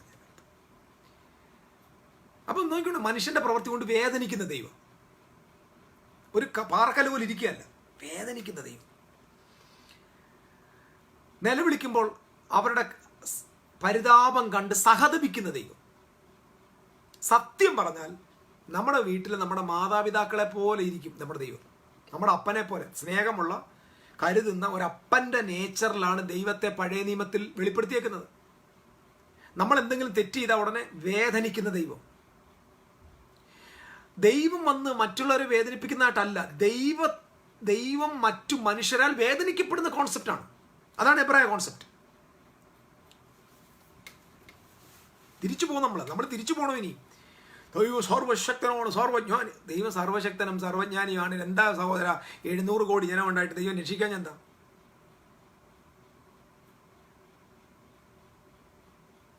ദൈവം എന്താ രക്ഷിക്കാൻ? ദൈവം രക്ഷിക്കാൻ പറ്റില്ല, ദൈവത്തിന് പറ്റില്ല. നിങ്ങൾ ശ്രദ്ധിക്കണം, ദൈവത്തിന് എല്ലാവരും രക്ഷിക്കാൻ പറ്റില്ല. പിണങ്ങരുത്. കാരണം എന്താ? ദൈവം മനുഷ്യന്റെ ഫ്രീ വില്ലിന്റെ വെളിയിലാണ് നിൽക്കുന്നത്. ദൈവം ഫ്രീ വില്ല് മനുഷ്യൻ ഉള്ളിടത്തോളം കാലം ഗോഡ് കനോട്ട് പിടിച്ച് അവൻ്റെ അടുത്ത് കൊണ്ടുവരാൻ പറ്റത്തില്ല. അപ്പം ദൈവത്തിന്റെ സർവശക്തിയെ ബ്ലോക്ക് ചെയ്യുന്ന കോൺസെപ്റ്റ് എന്തായി മാറി? മനുഷ്യന്റെ ഫ്രീ വില്ലാണ്. അപ്പൊ ദൈവത്തിന്റെ വില്ലും ദൈവത്തിന്റെ ഇഷ്ടവും എവിടെ വന്ന് ബ്ലോക്ക് ആവുക? മനുഷ്യന്റെ ഫ്രീ വില്ലിൽ ബ്ലോക്ക് ആവുക. ഇസ്രായേലിനെ നോക്കിയിട്ട് ഞാൻ അവരെ വിടുവിക്കാൻ വന്നിരിക്കുന്നു പറഞ്ഞ ആള് അവസാനം നാട് ചീറ്റിപ്പോയി. നമ്മുടെ നാട്ടിൽ ഭാഷ നോക്ക്, അവസാനം 2 പേര് അപ്പുറത്ത് പോയി. അപ്പം വേണമെങ്കിൽ ചോദിക്കാം, ദൈവമേ ഇറങ്ങിയപ്പോൾ വലിയ വീമ്പിളക്കിയാണല്ലോ ഇറങ്ങിയത്, ഇപ്പം എന്ത്? This is God. ഇവിടെ എങ്ങനെയാണ് നമ്മൾ ദൈവത്തെ പഠിക്കേണ്ടത്? നമ്മൾ ഈ മരുന്ന് വേണമെന്ന് പറഞ്ഞപ്പോൾ മല എടുത്തുകൊണ്ട് വന്ന ദൈവത്തിന്റെ കോൺസെപ്റ്റിലാണ് നമ്മൾ ദൈവത്തെ പഠിക്കുന്നത്. മനസ്സിലായില്ലേ? മരുന്ന് വേണമെന്ന് പറഞ്ഞപ്പോൾ മല എടുത്തുകൊണ്ട് വന്ന ഒരു ദൈവമുണ്ട് ഇന്ത്യയിൽ. ആ നിലയിലാണ് നമ്മൾ ദൈവത്തെ പഠിക്കുന്നത്. കാരണം നമുക്ക് ഈ സൂപ്പർ നമ്മുടെ ദൈവം അങ്ങനെ അല്ലെന്ന് ആദ്യം മനസ്സിലാക്കണം. ബൈബിളിലെ ദൈവത്തെ മറ്റ് ദേവന്മാരുമായിട്ട് ഒരിക്കലും കമ്പയർ ചെയ്ത് പഠിക്കരുത്. മറ്റ് ദേവന്മാരുമായിട്ട് കമ്പയർ ചെയ്ത് പഠിച്ചത് കൊണ്ടാണ് നമുക്ക് നരകമില്ലാതെ പ്രസംഗിക്കാൻ പറ്റാതായത്. വിശുദ്ധ ബൈബിൾ പഠിപ്പിക്കുന്ന ദൈവം എബ്രായനെ സംബന്ധിച്ചിടത്തോളം നിങ്ങൾക്ക് എബ്രായരുടെ ചിന്താഗതിയിൽ ഒരുപാട് കാര്യങ്ങളുണ്ട്. പഴയ നിയമം വായിക്കുമ്പോഴൊക്കെ ദൈവത്തെ ധാരാളമായി തെറ്റിദ്ധരിച്ചിട്ടുണ്ട്. ദൈവം മനുഷ്യർ വേണ്ടെന്ന് പറഞ്ഞപ്പോൾ ദൈവം വേണ്ടെന്ന് വെച്ചിട്ടുണ്ട്.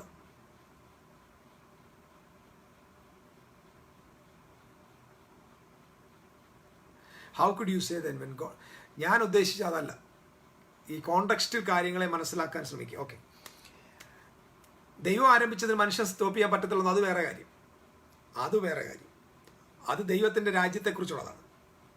ഞാനിപ്പോൾ സംസാരിച്ചുകൊണ്ടിരിക്കുന്ന ആ കാര്യമല്ല. ദൈവരാജ്യത്തെ സംബന്ധിച്ചോളം ദൈവം ആരംഭിച്ചത് മനുഷ്യൻ സ്റ്റോപ്പ് ചെയ്യാൻ പറ്റില്ലെന്നാണ്.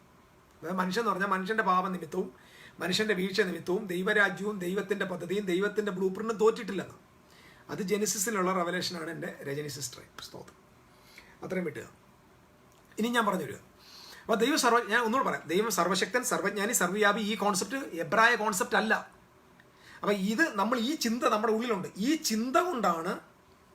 ചിന്ത കൊണ്ടാണ് നമ്മൾ ദൈവത്തെ വികലമായി ചിത്രീകരിക്കുന്നത്. ഞാൻ പറഞ്ഞില്ലേ, ഫുൾ ഇപ്പം ദൈവനീതി. അപ്പം ദൈവത്തോട് പാപം ചെയ്തവനെ ശിക്ഷിക്കാതെ വിട്ടാൽ ദൈവത്തിന് എന്തോ കുഴപ്പം പറ്റുമെന്ന് നമ്മൾ ചിന്തിച്ചു. പിടികിട്ടുന്നുണ്ടോ? ദൈവത്തിൻ്റെ വാക്ക് കേട്ടനുസരിക്കാതെ പോയ ഒരുത്തനെ അവൻ അങ്ങ് നന്നായി പോയാൽ ദൈവത്തിന് എന്തോ ഒരു കുഴപ്പം പറ്റുന്നത് പോലെ നമ്മൾ ധരിച്ചു വെച്ചിരിക്കുക നമ്മുടെ ദൈവത്തെക്കുറിച്ച്. അങ്ങനല്ല വിശുദ്ധ ബൈബിൾ പഠിപ്പിക്കുന്ന ദൈവം.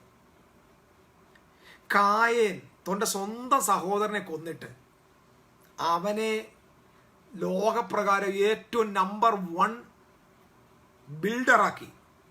അവൻ്റെ മക്കൾ നമ്പർ 1 എഞ്ചിനീയേഴ്സായി, നമ്പർ 1 ഇൻഡസ്ട്രിയുടെ ആളായി. അങ്ങനെ സ്വന്തം സഹോദരനെ കൊന്ന് കൊലപാതകം ചെയ്തവനെ വേൾഡിലെ നമ്പർ 1 ഇൻഡസ്ട്രിയലിസ്റ്റ് ആക്കി മാറ്റുന്ന ആളാണ് നമ്മുടെ ദൈവം. അത് മനസ്സിലാക്കണം ബൈബിൾ. അല്ലാതെ എന്താ പറയുന്നേ, ഇവൻ്റെ തലക്കടിച്ചതാ, ഹാബേലിൻ്റെ തലക്കടിച്ച് കൊന്നവൻ്റെ തലയ്ക്ക് ചുറ്റിയ കൊണ്ട് അടിച്ച് കൊന്ന് ഞാൻ സർവ്വശക്തിയുള്ളത് ഞാൻ ആരെന്നറിയാമോ എന്ന് കാണിച്ചവനല്ല ദൈവം.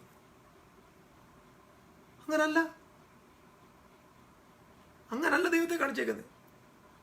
അടിക്കടി എന്നൊക്കെ പഠിപ്പിച്ചു കൊടുത്തിട്ടുണ്ട്. അതൊക്കെ അവരോടുള്ള ബന്ധത്തിലാണ്, ദൈവത്തിൻ്റെ നേച്ചറല്ലത്. അപ്പം കായനെ സപ്പോർട്ട് ചെയ്തിട്ട് പറഞ്ഞു ഇനി കായനെ ആരെങ്കിലും തൊടുവന്ന് അവനെ ഞാൻ വെച്ചേക്കത്തില്ലെന്ന് പറഞ്ഞ് കുലപാതകന് കൂട്ടു നിൽക്കുന്ന ദൈവത്തെയാണ് നമ്മൾ കാണുന്നത്. അപ്പം സർവശക്തിയുള്ള ദൈവമാണെങ്കിൽ ആകാശത്ത് തീ അങ്ങോട്ടിറക്കി കായൻ കത്തിപ്പോയി. അങ്ങനെയൊക്കെ ആയിരുന്നെങ്കിൽ നമുക്കൊക്കെ ദൈവം എന്തോ പവറ. അങ്ങനല്ല ദൈവത്തെ വേദോസം പരിചയപ്പെടുത്തുന്നത്. ആദം നഷ്ടപ്പെടുമ്പോൾ, ആദമിൻ്റെ പാപമോശം ആദം നഷ്ടപ്പെടുമ്പോൾ ആദമേ നീ എവിടെയാണെന്ന് ചോദിക്കുന്നുണ്ട്. ആ വാക്കിൻ്റെ അർത്ഥം ഓയ് എന്നാണ്. അതിൻ്റെ എബ്രായ ഭാഷയിൽ ഓയ് എന്ന് പറഞ്ഞാൽ അയ്യോന്ന് കരഞ്ഞെന്ന്. അങ്ങനൊരു ദൈവത്തെയാണ് ബൈബിളിൽ പരിചയപ്പെടുന്നത്. നമ്മൾ ഈ ഉൽപ്പത്തി 1 ആകാശത്തെ സൃഷ്ടിച്ചു, ഭൂമിയെ സൃഷ്ടിച്ചു, വാക്കുകൊണ്ടുണ്ടാക്കി, നക്ഷത്രങ്ങളെ സൃഷ്ടിച്ചു, ഗാലക്സിയെ സൃഷ്ടിച്ചു, വാവ് വാവ് വാവ് വാവ് എന്ന് പറഞ്ഞ ദൈവത്തെ 1-ാം അധ്യായത്തിൽ കാണിച്ചിട്ട് 2-ാം അധ്യായത്തിൽ ആദ്യം കാണിക്കുന്ന റെസ്റ്റ് എടുക്കുന്ന ദൈവത്തെ. എന്തിനാ ഗോഡിനെ റെസ്റ്റ് എടുപ്പിച്ചേ? നമ്മുടെ കോൺസെപ്റ്റ് മാറ്റാനാ. ദൈവം വിശ്രമിച്ചെന്ന്. അപ്പൊ എന്തിന് മനുഷ്യനെ ഇത് പഠിപ്പിച്ചു? എന്തിനാ അത് എഴുതി വെച്ചത്? ദൈവത്തിന് എന്ത് ഭയങ്കര ക്ഷീണമായോ? ആലോചിച്ച് നോക്ക്. ദൈവത്തിന് ക്ഷീണമായോ?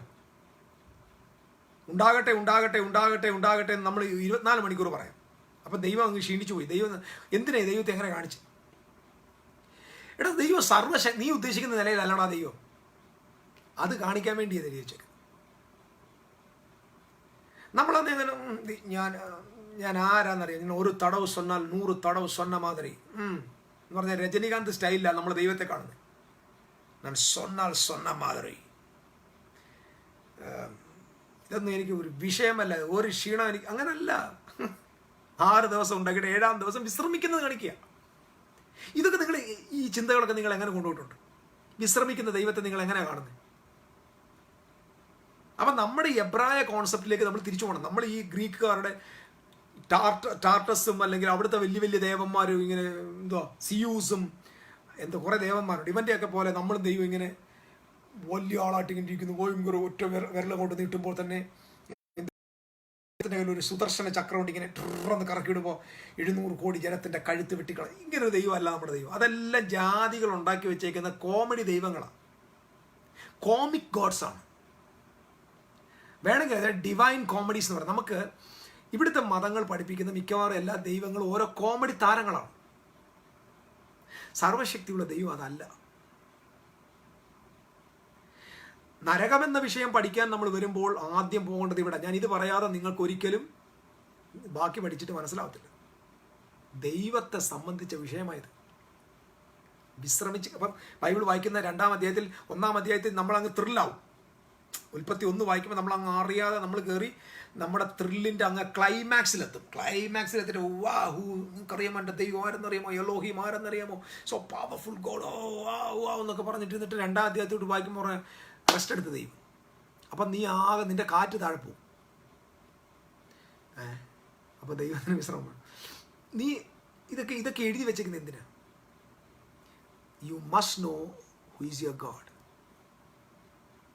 അപ്പം അവിടെ സൃഷ്ടിച്ചു. അതിനുശേഷം മനുഷ്യനോട് പറയാണ്, മോനെ നന്മ തിന്മയുടെ വൃക്ഷഫലം തിന്നരുത്, തിന്നുന്ന നാളിൽ നീ മരിക്കും, അല്ലാതെ ഞാൻ നിന്നെ കൊല്ലുമെന്നല്ല.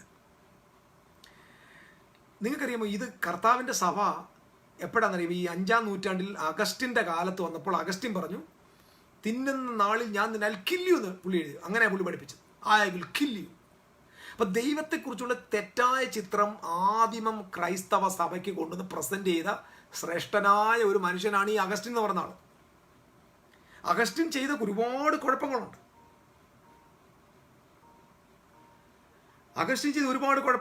അഗസ്റ്റിൻ്റെ കുഴപ്പങ്ങൾ ഇതുപോലെ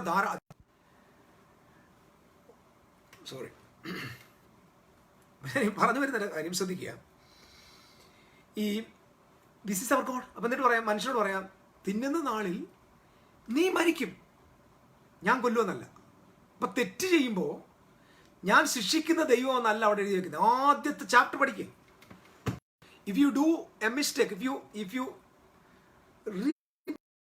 നിങ്ങൾ എനിക്കെതിരെ നിന്നാൽ, നിങ്ങൾ എനിക്കെതിരെ സംസാരിച്ച, നിങ്ങൾ എനിക്കെതിരെ പ്രവർത്തിച്ച, ഞാൻ നിങ്ങളെ കൊല്ലും എന്നല്ല.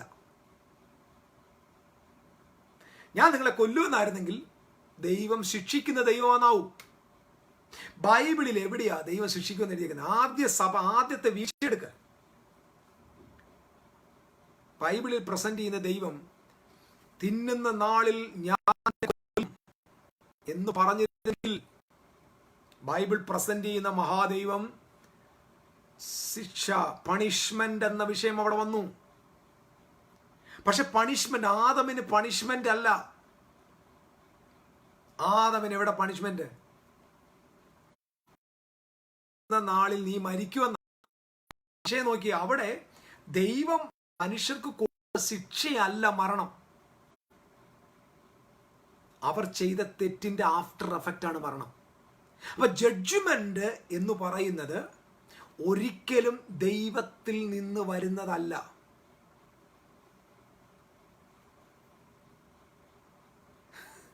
ജഡ്ജ്മെന്റ് ഓരോ മനുഷ്യന്റെ പ്രവൃത്തികളാൽ ഉണ്ടാകുന്ന after effect.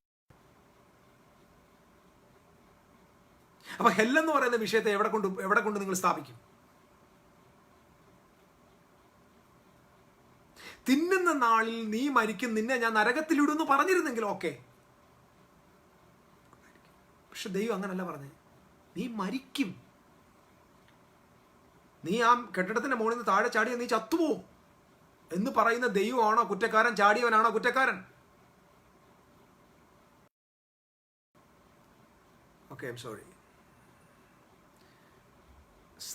Some problem. Okay, let it be. നിങ്ങൾക്ക് കാണാൻ പറ്റുന്നുണ്ടല്ലോ, വാച്ച് ചെയ്യാൻ പറ്റുന്നുണ്ടല്ലോ. ഓക്കെ, എനിവേ, അപ്പം ഗോഡ് ഒരിക്കലും പണിഷ്മെന്റിന്റെ ദൈവമായിട്ടല്ല അവിടെ വെളിപ്പെട്ടേക്കുന്നത്. അപ്പം ഞാൻ പറഞ്ഞില്ലേ, നരകം എന്ന വിഷയം ദൈവത്തിന്റെ ജഡ്ജ്മെന്റ് ആണെങ്കിൽ, ഉൽപ്പത്തിയിൽ ആദ്യത്തെ ജഡ്ജ്മെന്റ് ദൈവം തന്നെയല്ലേ പറയണ്ടേ? ദൈവത്തിന്റെ അവിടെ ജഡ്ജ്മെന്റ് നോക്കി. ദൈവത്തിന്റെ ജഡ്ജ്മെന്റ് ദൈവത്തിൽ നിന്ന് വന്ന ജഡ്ജ്മെന്റ് അല്ല. അവിടെ ഒരു ജഡ്ജ്മെന്റ് പറഞ്ഞു, തിന്നുന്ന നാളിൽ നീ മരിക്കും. ഇതൊരു ജഡ്ജ്മെന്റ് ആണ്.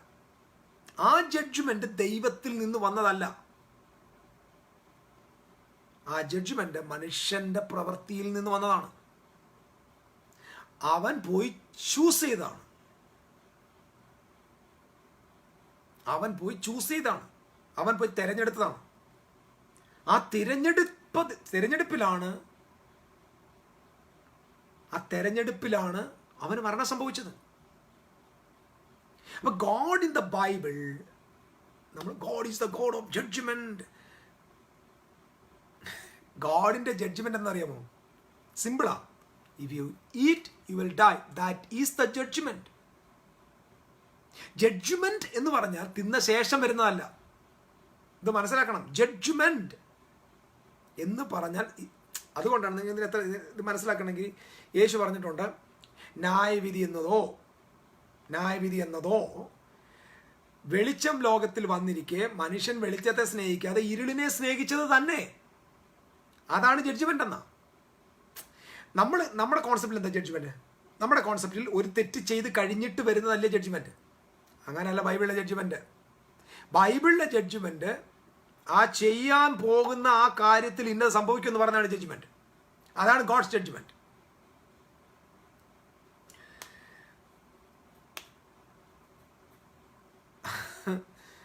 മനസ്സിലായി? നീ തിന്ന് കഴിയുമ്പോൾ നീ ചത്തുപോകും, തിന്ന് കഴിഞ്ഞാൽ നീ മരിക്കുമെന്നല്ല. നീ മരിക്കുമെന്ന് പറഞ്ഞാൽ because of that action you will die. That death is the judgement. അത് ദൈവമല്ല കൊടുത്തത്. പക്ഷെ നമ്മൾ എവിടെ കൊണ്ടുവന്നു? മരണം മാത്രം തീർന്നില്ല. നമ്മൾ ഈ മരിച്ച ആളിനെ ഇനി നിന്നെ ഉയർപ്പിച്ചിട്ട്, വീണ്ടും അയാളെ ഉയർപ്പിച്ചിട്ട്, വീണ്ടും സിംഹാസനത്തിന് മുമ്പിൽ കൊണ്ട് നിർത്തിയിട്ട്, നീ എന്തിനാ ഇനി പഴം പറിച്ച് തിന്നത് എന്ന് ചോദിച്ചിട്ട് നരകത്തിൽ തള്ളിയിടുക. അങ്ങനല്ലേ നമ്മൾ പഠിച്ചു വെച്ചേക്കുന്നേ. ഇതിന് ബൈബിൾ എവിടെയാ സപ്പോർട്ട് ചെയ്യുന്നത്? ഒരു ഉദാഹരണം പറയാം, ജസ്റ്റ് ജനറലായിട്ട് ചോദിക്കുക. ശബത്ത് ലംഘിക്കുന്നവനെ കല്ലെറിഞ്ഞു കൊല്ലണം. പഴയ നിയമത്തിലെ വാക്യം, ശബത്ത് ലംഘിക്കുന്നവനെ കല്ലെറിഞ്ഞു കൊല്ലണം. അപ്പൊ ശബത്ത് ഒരുത്തൻ ലംഘിച്ചു, അവനെ എന്ത് ചെയ്തു? പിടിച്ച് കല്ലെറിഞ്ഞു കൊന്നു. ഈ കല്ലെറിഞ്ഞ് കൊന്ന ആള് അന്ത്യകാലത്ത് എഴുന്നേറ്റ് വരിക. എഴുന്നേറ്റ് വന്നിട്ട് സിംഹാസനത്തിന് മുമ്പിൽ നിൽക്കുക. ദൈവം ചോദിക്കുക, നീ എന്തിന് ശബത്ത് ലംഘിച്ചു? അപ്പൊ അവൻ പറഞ്ഞു, ഞാൻ അങ്ങ് ലംഘിച്ചു. എൻ്റെ കൽപ്പനകളെ നീ പ്രമാണിക്കാത്തത് കൊണ്ട് നീ നിത്യനരകത്തിലേക്ക് പോകണം എന്ന് പറഞ്ഞ് അവനെ വിടുക. ഇതിനകത്ത് എവിടെയാ ന്യായം? ഇതിനകത്ത് നീതിയുടെ ഒരു തരിമ്പെങ്കിലും ഉണ്ടോ? കേൾക്കാൻ ചെവിയുള്ളവർ കേൾക്കുക. ഇവൻ ഭൂമി വെച്ച് കൊല്ലപ്പെട്ടത് തന്നെ അവൻ ശബത്ത് ലംഘിച്ചിട്ടാണ്. ശബത്ത് ലംഘിച്ചിട്ട് കൊല്ലപ്പെട്ട ഇയാളിനെ വീണ്ടും മണ്ണിൽ നിന്ന് ഉയർത്തെഴുന്നേൽപ്പിച്ച് നിർത്തി സിംഹാസനത്തിൽ വെച്ചിട്ട് പറഞ്ഞു, നീ എന്തിനാണ് ചെയ്തതെന്ന് പറഞ്ഞിട്ട് അവനെ വീണ്ടും ന്യായം വിധിച്ച് നരകത്തിലോട്ട് കളയുകയാണെങ്കിൽ ഇതിനകത്ത് ദൈവം എന്ന് പറയുന്ന ആള് ഒരു ശകലമെങ്കിലും നീതിയുള്ള ആളാണോ?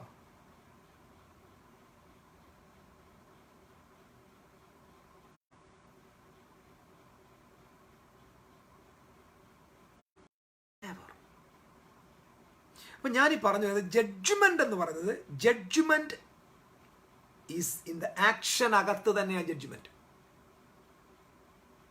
വിഷം കഴിക്കുന്നവൻ മരിക്കും, അത് ജഡ്ജ്മെന്റ് ആണ്. ആ ആക്ഷനിൽ അവന്റെ ജഡ്ജ്മെന്റ് കിടക്കുക. അല്ലാതെ നീ ഇത് കഴിച്ചാൽ ഞാൻ നിന്നെ കൊല്ലും എന്നതാണെങ്കിൽ നമ്മൾ ഉദ്ദേശിക്കുന്ന നിലയിലുള്ള ജഡ്ജ്മെന്റ്. ഞാൻ അതുകൊണ്ട് പറഞ്ഞേ, എബ്രായിക്ക് കോൺസെപ്റ്റിൽ എവ്രിതിങ് ഈസ് റിലേഷണൽ ആണ്. Everything is relational. മനസ്സിലായി? ആ ഫ്രൂട്ട് തിന്നുന്ന നാളിൽ മരിക്കും. ആ അത് ദാറ്റ് ഈസ് എ റിലേഷൻഷിപ്പ്. അപ്പോൾ ആ ആള് തിന്നുന്നത് അനുസരണക്കേടാണെങ്കിൽ അത് മുഖാന്തരം ഉണ്ടാകുന്ന മരണം ആ അനുസരണക്കേടിനകത്ത് ജഡ്ജ്മെന്റ് ആണ്. അത് ദൈവം ഇനി രണ്ടാമത് വന്ന് ആദമിനെ ജഡ്ജ് ചെയ്യേണ്ട ആവശ്യമില്ല. ഓൾറെഡി അവന്റെ പ്രവൃത്തിയിൽ തന്നെ ജഡ്ജ്മെന്റ് ഉണ്ടായിരുന്നു. അവന്റെ പ്രവൃത്തിയിൽ തന്നെ അവൻ ജഡ്ജഡ് ആണ്. So this is the concept of God in the Bible. Once again I'm telling you, Hebraic background റൂട്ടിലേക്ക് തിരിച്ചു വന്നാലേ നിങ്ങൾ റിയാലിറ്റിയിലേക്ക് പോകത്തുള്ളൂ. ഇതൊക്കെയാണ് ബൈബിളിൻ്റെ പഠനങ്ങൾ. അപ്പോൾ അവിടെ നമ്മൾ ഇനി നിത്യനരകത്ത് നമ്മൾ എവിടെ കൊണ്ട് ഫിറ്റ് ചെയ്യും? നമ്മൾ ഈ ആദമിൻ്റെ പോട്ടെ, ആദമിനെ മാത്രം എല്ലാം പറയാൻ സമയം. അതിനുശേഷം ഹാനോക്കിൻ്റെ ഉണ്ട്, നോഹയുടെ കാലമുണ്ട്. ഇത്രയും പഴയ നിമിത്തം എത്രയോ നൂറ്റാണ്ട്, ഏകദേശം ഒരു 2500 വർഷത്തെ നീളമുണ്ട് ഉൽപ്പത്തി പുസ്തകത്തിന്. 2500 വർഷത്തോളം നീളമുണ്ട്, അല്ലെങ്കിൽ 2000 വർഷത്തോളമെങ്കിലും നീളമുണ്ട്. 2000 years ദൈർഘ്യമുള്ള 50 അധ്യായത്തിനകത്ത് എവിടെയെങ്കിലും ഒരു നിത്യനരകത്തിൻ്റെ കഥ യേശു പറഞ്ഞു കൊടുത്തു? നമ്മൾ ഉണ്ട് എന്ന് പറഞ്ഞ് സ്ഥാപിക്കുന്നതിന് പകരം ഇതിൻ്റെയൊക്കെ മറുപടി പറഞ്ഞ, അല്ലെങ്കിൽ ഇത് പറയുന്ന ആളുകളെ കുറ്റം പറയുന്നതിന് പകരം ഇതല്ല ജോൺ ബ്രദറെ, ശരിയല്ല ഇതാണ് അതിൻ്റെ കാരണം, ഇന്ന സ്ഥലത്ത് അതുണ്ട്, അത് ദൈവം നോഹായ്ക്ക് വെളിപ്പെടുത്തിയായിരുന്നു, അത് അബ്രഹാമിന് വെളിപ്പെടുത്തിയായിരുന്നു, ഇസഹാക്ക് അത് അറിഞ്ഞായിരുന്നു, യാക്കോബൊക്കെ അറിഞ്ഞു. ഇതൊക്കെ നിങ്ങൾ ഇല്ലാത്ത കാര്യം. നമ്മൾ ബൈബിൾ എടുക്കുമ്പോൾ ദൈവത്തിൻ്റെ പദ്ധതി ആദ്യമെങ്കിൽ തന്നെ അവസാനം എന്നല്ലേ ബൈബിൾ വാക്യം. അവൻ ആരംഭത്തിൽ തന്നെ അവസാനം. തന്നെ ഒരുപാട് പേര് ഇങ്ങനെ സ്നേഹിച്ച് ഒത്തിരി പേര് വിളിച്ചോണ്ടിരിക്കുക. അതിനകത്ത് കോൾ ഇങ്ങനെ വരികയാണ്. സോ ചിന്തകൾ ഒരു നിമിഷം ഒന്ന് നിർത്തിട്ടെ. ഞാൻ ബാക്കി നാളെ നമുക്ക് ഇന്നലെ ചെയ്യാം. What is hell? എന്താണ് നരകം? ഒറ്റ പോയിന്റ് പറഞ്ഞ് നിർത്താൻ പോകും. Point number 1, the concept of Hebraic union and ഗ്രീക്കുകാരെ സംബന്ധിച്ചോളം ഗ്രീക്ക് ഡുവലിസം അല്ലെങ്കിൽ സെപ്പറേഷൻ. ഗ്രീക്ക് മെത്തഡോളജി ഫുൾ സെപ്പറേഷനാണ്. ജൂയിഷ് ഐഡിയോളജി എപ്പോഴും ഇൻക്ലൂഷനാണ്. സോ ഇൻക്ലൂഡഡ് ആണ്. അതിനകത്ത് എബ്രായ കോൺസെപ്റ്റിൽ ദൈവത്തിൻ്റെ അകത്താണ് സൃഷ്ടികൾ മുഴുവൻ. അതായത് ട്രയൂൺ ഗോഡിൻ്റെ ഉള്ളിലാണ് full creation. All creation is included in the Godhead, in the triunity. That is Bible concept. അതായത് ഈ കാണുന്ന മെറ്റീരിയൽ വേൾഡിൻ്റെ അകത്തല്ല ദൈവം. ഈ കാണുന്ന മെറ്റീരിയൽ വേൾഡ് എല്ലാം ദൈവത്തിൻ്റെ ഉള്ളിലാണ്. സകലത്തെയും തൻ്റെ ശക്തിയുള്ള വചനത്താൽ carrying everything Christ the Logos of God. That means in the ട്രയൂണിറ്റിയുടെ അകത്ത് ആണ് യൂണിവേഴ്സ്. അപ്പോൾ God is in the spirit world. It is outside. It is outside the material world. Outside the material world. That means ദൈവം ഇതിനെ മുഴുവൻ include ചെയ്തിരിക്കുക. കർത്താവ് എല്ലാത്തിനെയും അകത്ത് വെച്ചിരിക്കുക. അപ്പം പാപി എന്ന് പറയുന്നവനും ദോഷി എന്ന് പറയുന്നവനും വിശുദ്ധി എന്ന് പറയുന്ന എല്ലാവരും ക്രിസ്തുവിൻ്റെ അകത്ത്. ക്രിസ്തുവിൽ നിന്ന് സെപ്പറേഷൻ ഇല്ല. ഈ സെപ്പറേഷൻ എടുത്തൊന്നു ഇത് ഗ്രീക്കുകാരുടെ ഇടയിൽ വന്നപ്പോൾ ദൈവം ഇങ്ങനെ ഒരിടത്ത് മാറി നിൽക്കുന്നു, ലോകം വേറൊരിടത്ത് മാറി നിൽക്കുന്നു, വിശുദ്ധർ ഇങ്ങോട്ട് നടന്നു വരുന്നു, അശുദ്ധർ അങ്ങോട്ട് പോകുന്നു. അപ്പം ഇതിനിങ്ങനെ സെപ്പറേറ്റ് ചെയ്യുക. Full material and spiritual, secular and spiritual, ഇങ്ങനെ സെപ്പറേറ്റ് ചെയ്യുക. ഇത് ഗ്രീക്ക് മെത്തഡോളജിയാണ്. ഇതാണ് നമ്മുടെ ക്രൈസ്തവ സഭയിലെ ഇന്നത്തെ ഏറ്റവും വലിയ ബേസ്. നമ്മുടെ ഗോസ്പലിൻ്റെ ബേസ് അതാണ്. അപ്പം ഈ ബേസിനകത്താണ് ഹെൽ ഒരിടത്ത് കിടക്കുന്നു, ഹെവൻ ഒരിടത്ത് കിടക്കുന്നു. ഹെൽ എന്ന് പറഞ്ഞാൽ എന്ന് പറയുമ്പോൾ എറ്റേണൽ സെപ്പറേഷൻ. കൂളായിട്ട് പഠിപ്പിക്കുക, എറ്റേണൽ സെപ്പറേഷനാണ് എന്ന് പറഞ്ഞാൽ ദൈവമില്ലാതെ ജീവിക്കുന്ന സ്ഥലം. How can a person live without God? Even അമീബയ്ക്ക് പോലും ദൈവത്തെ കൂടാതെ ജീവിക്കാൻ പറ്റില്ല. കാരണം if someone is living apart from God, എന്നേക്കുമായി ദൈവത്തിൽ നിന്ന് eternally separated from God ആയിട്ട് ഒരാൾ ജീവിക്കുന്നെങ്കിൽ that person is an infinity person. That person is God. മനസ്സിലാണോ? ദൈവത്തെ കൂടാതെ ഒരാൾക്ക് സെപ്പറേറ്റ് ജീവിക്കാൻ പറ്റുമെങ്കിൽ ആ വ്യക്തി ദൈവതുല്യനാണ്. അങ്ങനാണെങ്കിൽ ഇന്ന് ലോകം പഠിപ്പിക്കുന്ന നരകം ഭാവിയിൽ ഒരു ദൈവമായി മാറാൻ പോകുന്നതാണ്. കാരണം സെപ്പറേഷൻ ഫ്രം ഗോഡ്. ഞാൻ പറഞ്ഞല്ലോ, ഈ രണ്ട് വ്യൂസിന്റെ നടുവിലാണ് ഇന്ന് ക്രൈസ്തവ ലോകം. അപ്പൊ ക്രൈസ്തവ ലോകത്തിലെ ഏറ്റവും പ്രധാന പ്രശ്നം, ആദ്യം നമ്മൾ തിരിഞ്ഞ് എബ്രായ റൂട്ടിലേക്ക് തിരിച്ചു വരണം, എബ്രായ കൾച്ചറിലേക്ക് തിരിച്ചു വരണം, എബ്രായ പശ്ചാത്തലത്തിലേക്ക് തിരിച്ചു വരണം. നമ്മൾ പ്രസംഗിക്കുന്ന സുവിശേഷം നമ്മുടെ ആരുടെയും സ്വന്തം വകയല്ല, അത് എബ്രായ പശ്ചാത്തലമാണ്. അതിനകത്തേക്ക് നാം തിരിച്ചു വരണം. തിരിച്ചു വരാതെ നമുക്ക് ഒരു കാലത്തും ലോകത്തിന് മാറ്റം വരുത്താൻ പറ്റുന്ന ഒന്ന് പ്രസന്റ് ചെയ്യാൻ പറ്റില്ല. നമ്മളിന്ന് പ്രസംഗിക്കുന്നത് ബലഹീനമായ ആശയങ്ങളാണ്. 4 പേര് എഴുന്നേറ്റ് നിന്ന് ചോദിച്ച മറുപടി പറയാൻ നിലയിൽ ആശയ ദാരിദ്ര്യമുള്ള ഒന്നാണ് നമ്മൾ ഇന്ന് പ്രസന്റ് ചെയ്തുകൊണ്ടിരിക്കുന്ന. പക്ഷെ യേശു അബ്രഹാമിലൂടെ വരിക, യേശു വന്നു. യേശുവിന് ശേഷം നേരെ വരുന്നതാരാ? യോഹന്നാൻ നേരെ, പിന്നെ ഐറേനിയസ്, പിന്നെ ആദ്യം ന്യൂറോനോ, ഒത്തിരി ദൈവദാസ, ഒത്തിരി ചർച്ച് ഫാദേഴ്സ്. ഇവരാരും ഗ്രീക്ക് സ്കൂളിലെ ഫിലോസഫേഴ്സ് അല്ല. ഇവരുടെ സ്കൂൾ ഓഫ് തോട്ട് എബ്രായിക്ക് തോട്ടാണ്. ഇവരുടെ ബ്രെയിൻ എബ്രായ ബ്രെയിനാണ്. ഇവരുടെ പാറ്റേൺ എബ്രായിക്ക് പാറ്റേൺ ആണ്. ഈ എബ്രായിക്ക് പാറ്റേണിലാണ് അവർ മൊത്തം കണ്ടത്. പിന്നെ വന്ന ഈ ഗ്രീക്ക് തത്വചിന്തയാണ് ക്രൈസ്തവ സമൂഹത്തെ വെസ്റ്റേൺ ഗോസ്പൽ എന്ന് പറയുന്നത് 100% പൊല്യൂട്ടഡ് ആണ്. ഞാൻ അതിൻ്റെ വക്താവും അല്ല, എനിക്കതിനെ സപ്പോർട്ടും ഇല്ല. I am just focusing on the Hebraic root. The Eastern Orthodox വ്യൂവിൽ ഇതിൻ്റെ മെജോറിറ്റിയുള്ള സത്യം കിടപ്പുണ്ട്. അതുകൊണ്ട് നിങ്ങൾ നോക്കി, നിങ്ങൾ ഒറിജിനൽ ഓർത്തഡോക്സ് വ്യൂ, ഈ ലാസർ പുഹാലോ എന്ന് പറഞ്ഞ ഒരു മനുഷ്യനുണ്ട്, ഒരു പഴയ ഒരു ഓർത്തഡോക്സ് പ്രീസ്റ്റാണ്. അദ്ദേഹത്തിൻ്റെ ചില ചിന്തകളൊക്കെ ഒരിക്കൽ ഇങ്ങനെ പറഞ്ഞത്, വെസ്റ്റേൺ വ്യൂവിൽ ഉള്ള ഒരുപാട് കാര്യങ്ങൾ ഈസ്റ്റേൺ വ്യൂവിൽ വന്ന് അടിച്ചേൽപ്പിച്ചിട്ടുണ്ട്.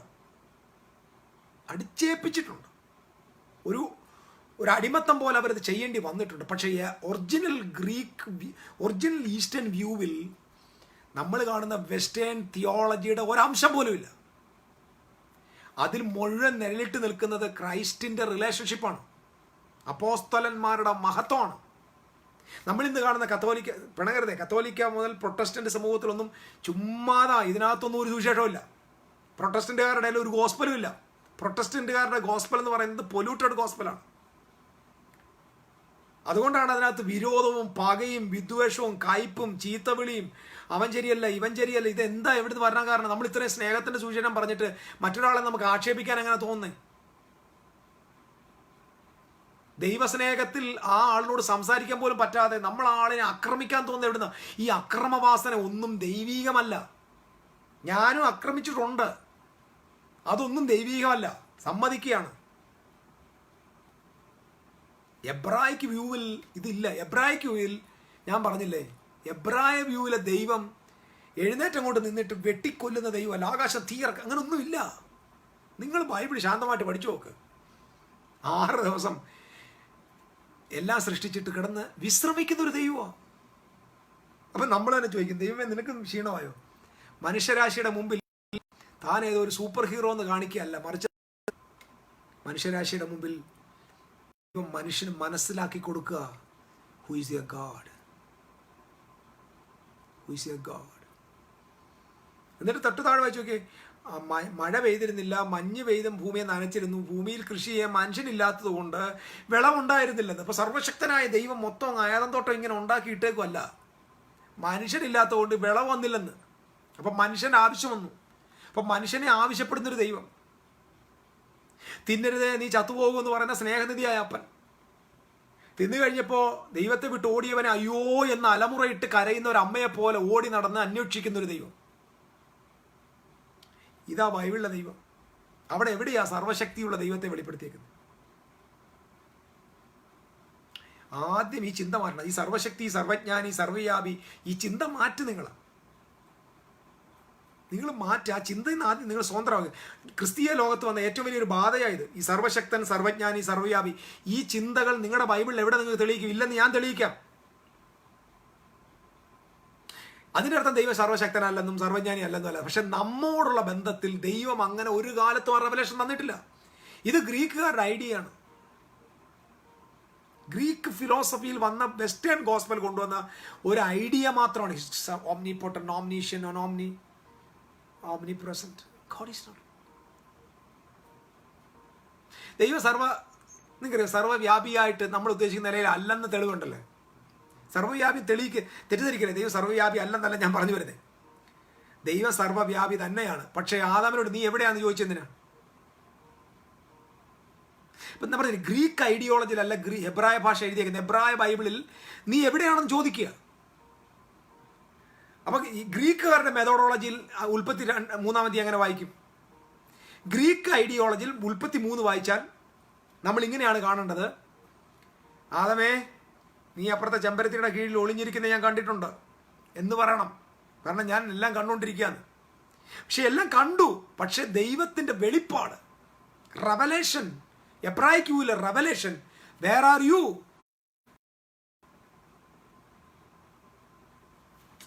ഇത് മനസ്സിലാക്കാൻ പറ്റിയാൽ നിങ്ങൾ രക്ഷപ്പെട്ടു. വേർ ആർ യു എന്ന് ചോദിക്കുക. അല്ലാതെ നീ ഇന്ന സമയത്ത് ഇത്ര സെക്കൻഡിൽ പഴം പറിച്ച് തിന്നുന്നത് ഞാൻ കണ്ടെന്ന് പറഞ്ഞില്ല. അടുത്ത ചോദ്യം, ഞാൻ നിന്നോട് കൽപ്പിച്ച ഫലം തിന്നുവോ ചോദിക്കുക. അപ്പോൾ ദൈവം കണ്ടില്ലേ? ദൈവത്തിന് അറിയത്തില്ലേ? ദൈവത്തിന് അറിയത്തില്ലേ? ദൈവത്തിന് കണ്ടില്ലേ? കണ്ടു. പക്ഷേ മനുഷ്യന്റെ വെളിപ്പാടാ. ദൈവം മനുഷ്യനെ വെളിപ്പെടുത്തുന്നത് ഞാനെല്ലാം കൊണ്ടു, ഇന്ന മണിക്കൂർ നീ ചെയ്തു, ഇന്ന പഴം തന്നു, അതിൻ്റെ കുരു എടുത്ത് അങ്ങോട്ട് ഇതൊന്നും പറഞ്ഞില്ല. ദൈവം സിമ്പിളായിട്ടൊരു ഹ്യൂമനെ പോലെ ഇടപെടുക. എബ്രായൻ പഠിപ്പിച്ച ദൈവം.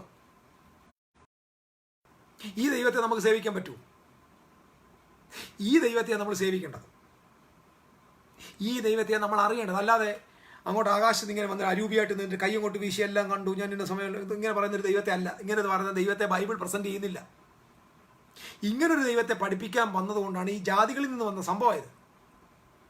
ജാതികളിൽ നിന്ന് വന്ന ഈ സംഭവം ഇതായതുകൊണ്ട് നമുക്ക് നരകവും സ്വർഗവും ഒക്കെ ഉണ്ടെങ്കിലേ നമ്മുടെ കച്ചവടം നടക്കത്തുള്ളൂ. We must know the God in the Bible very clearly, my dear brothers and sisters. It's very very important. Check the Bible. ഞാൻ ഈ ദിവസങ്ങളിൽ ബൈബിൾ വായിക്കുമ്പോൾ ഓപ്പണപ്പ് ആകുക. ദൈവം എന്നോട് പറഞ്ഞുകൊണ്ട് സംസാരിച്ചുകൊണ്ടിരിക്കുക. കായനെ, നിന്റെ സഹോദരൻ എവിടെ ചോദിക്കുക. നിങ്ങൾ ശ്രദ്ധിക്കുക, നിന്റെ സഹോദരൻ എവിടെയെന്ന് ചോദിക്കുക.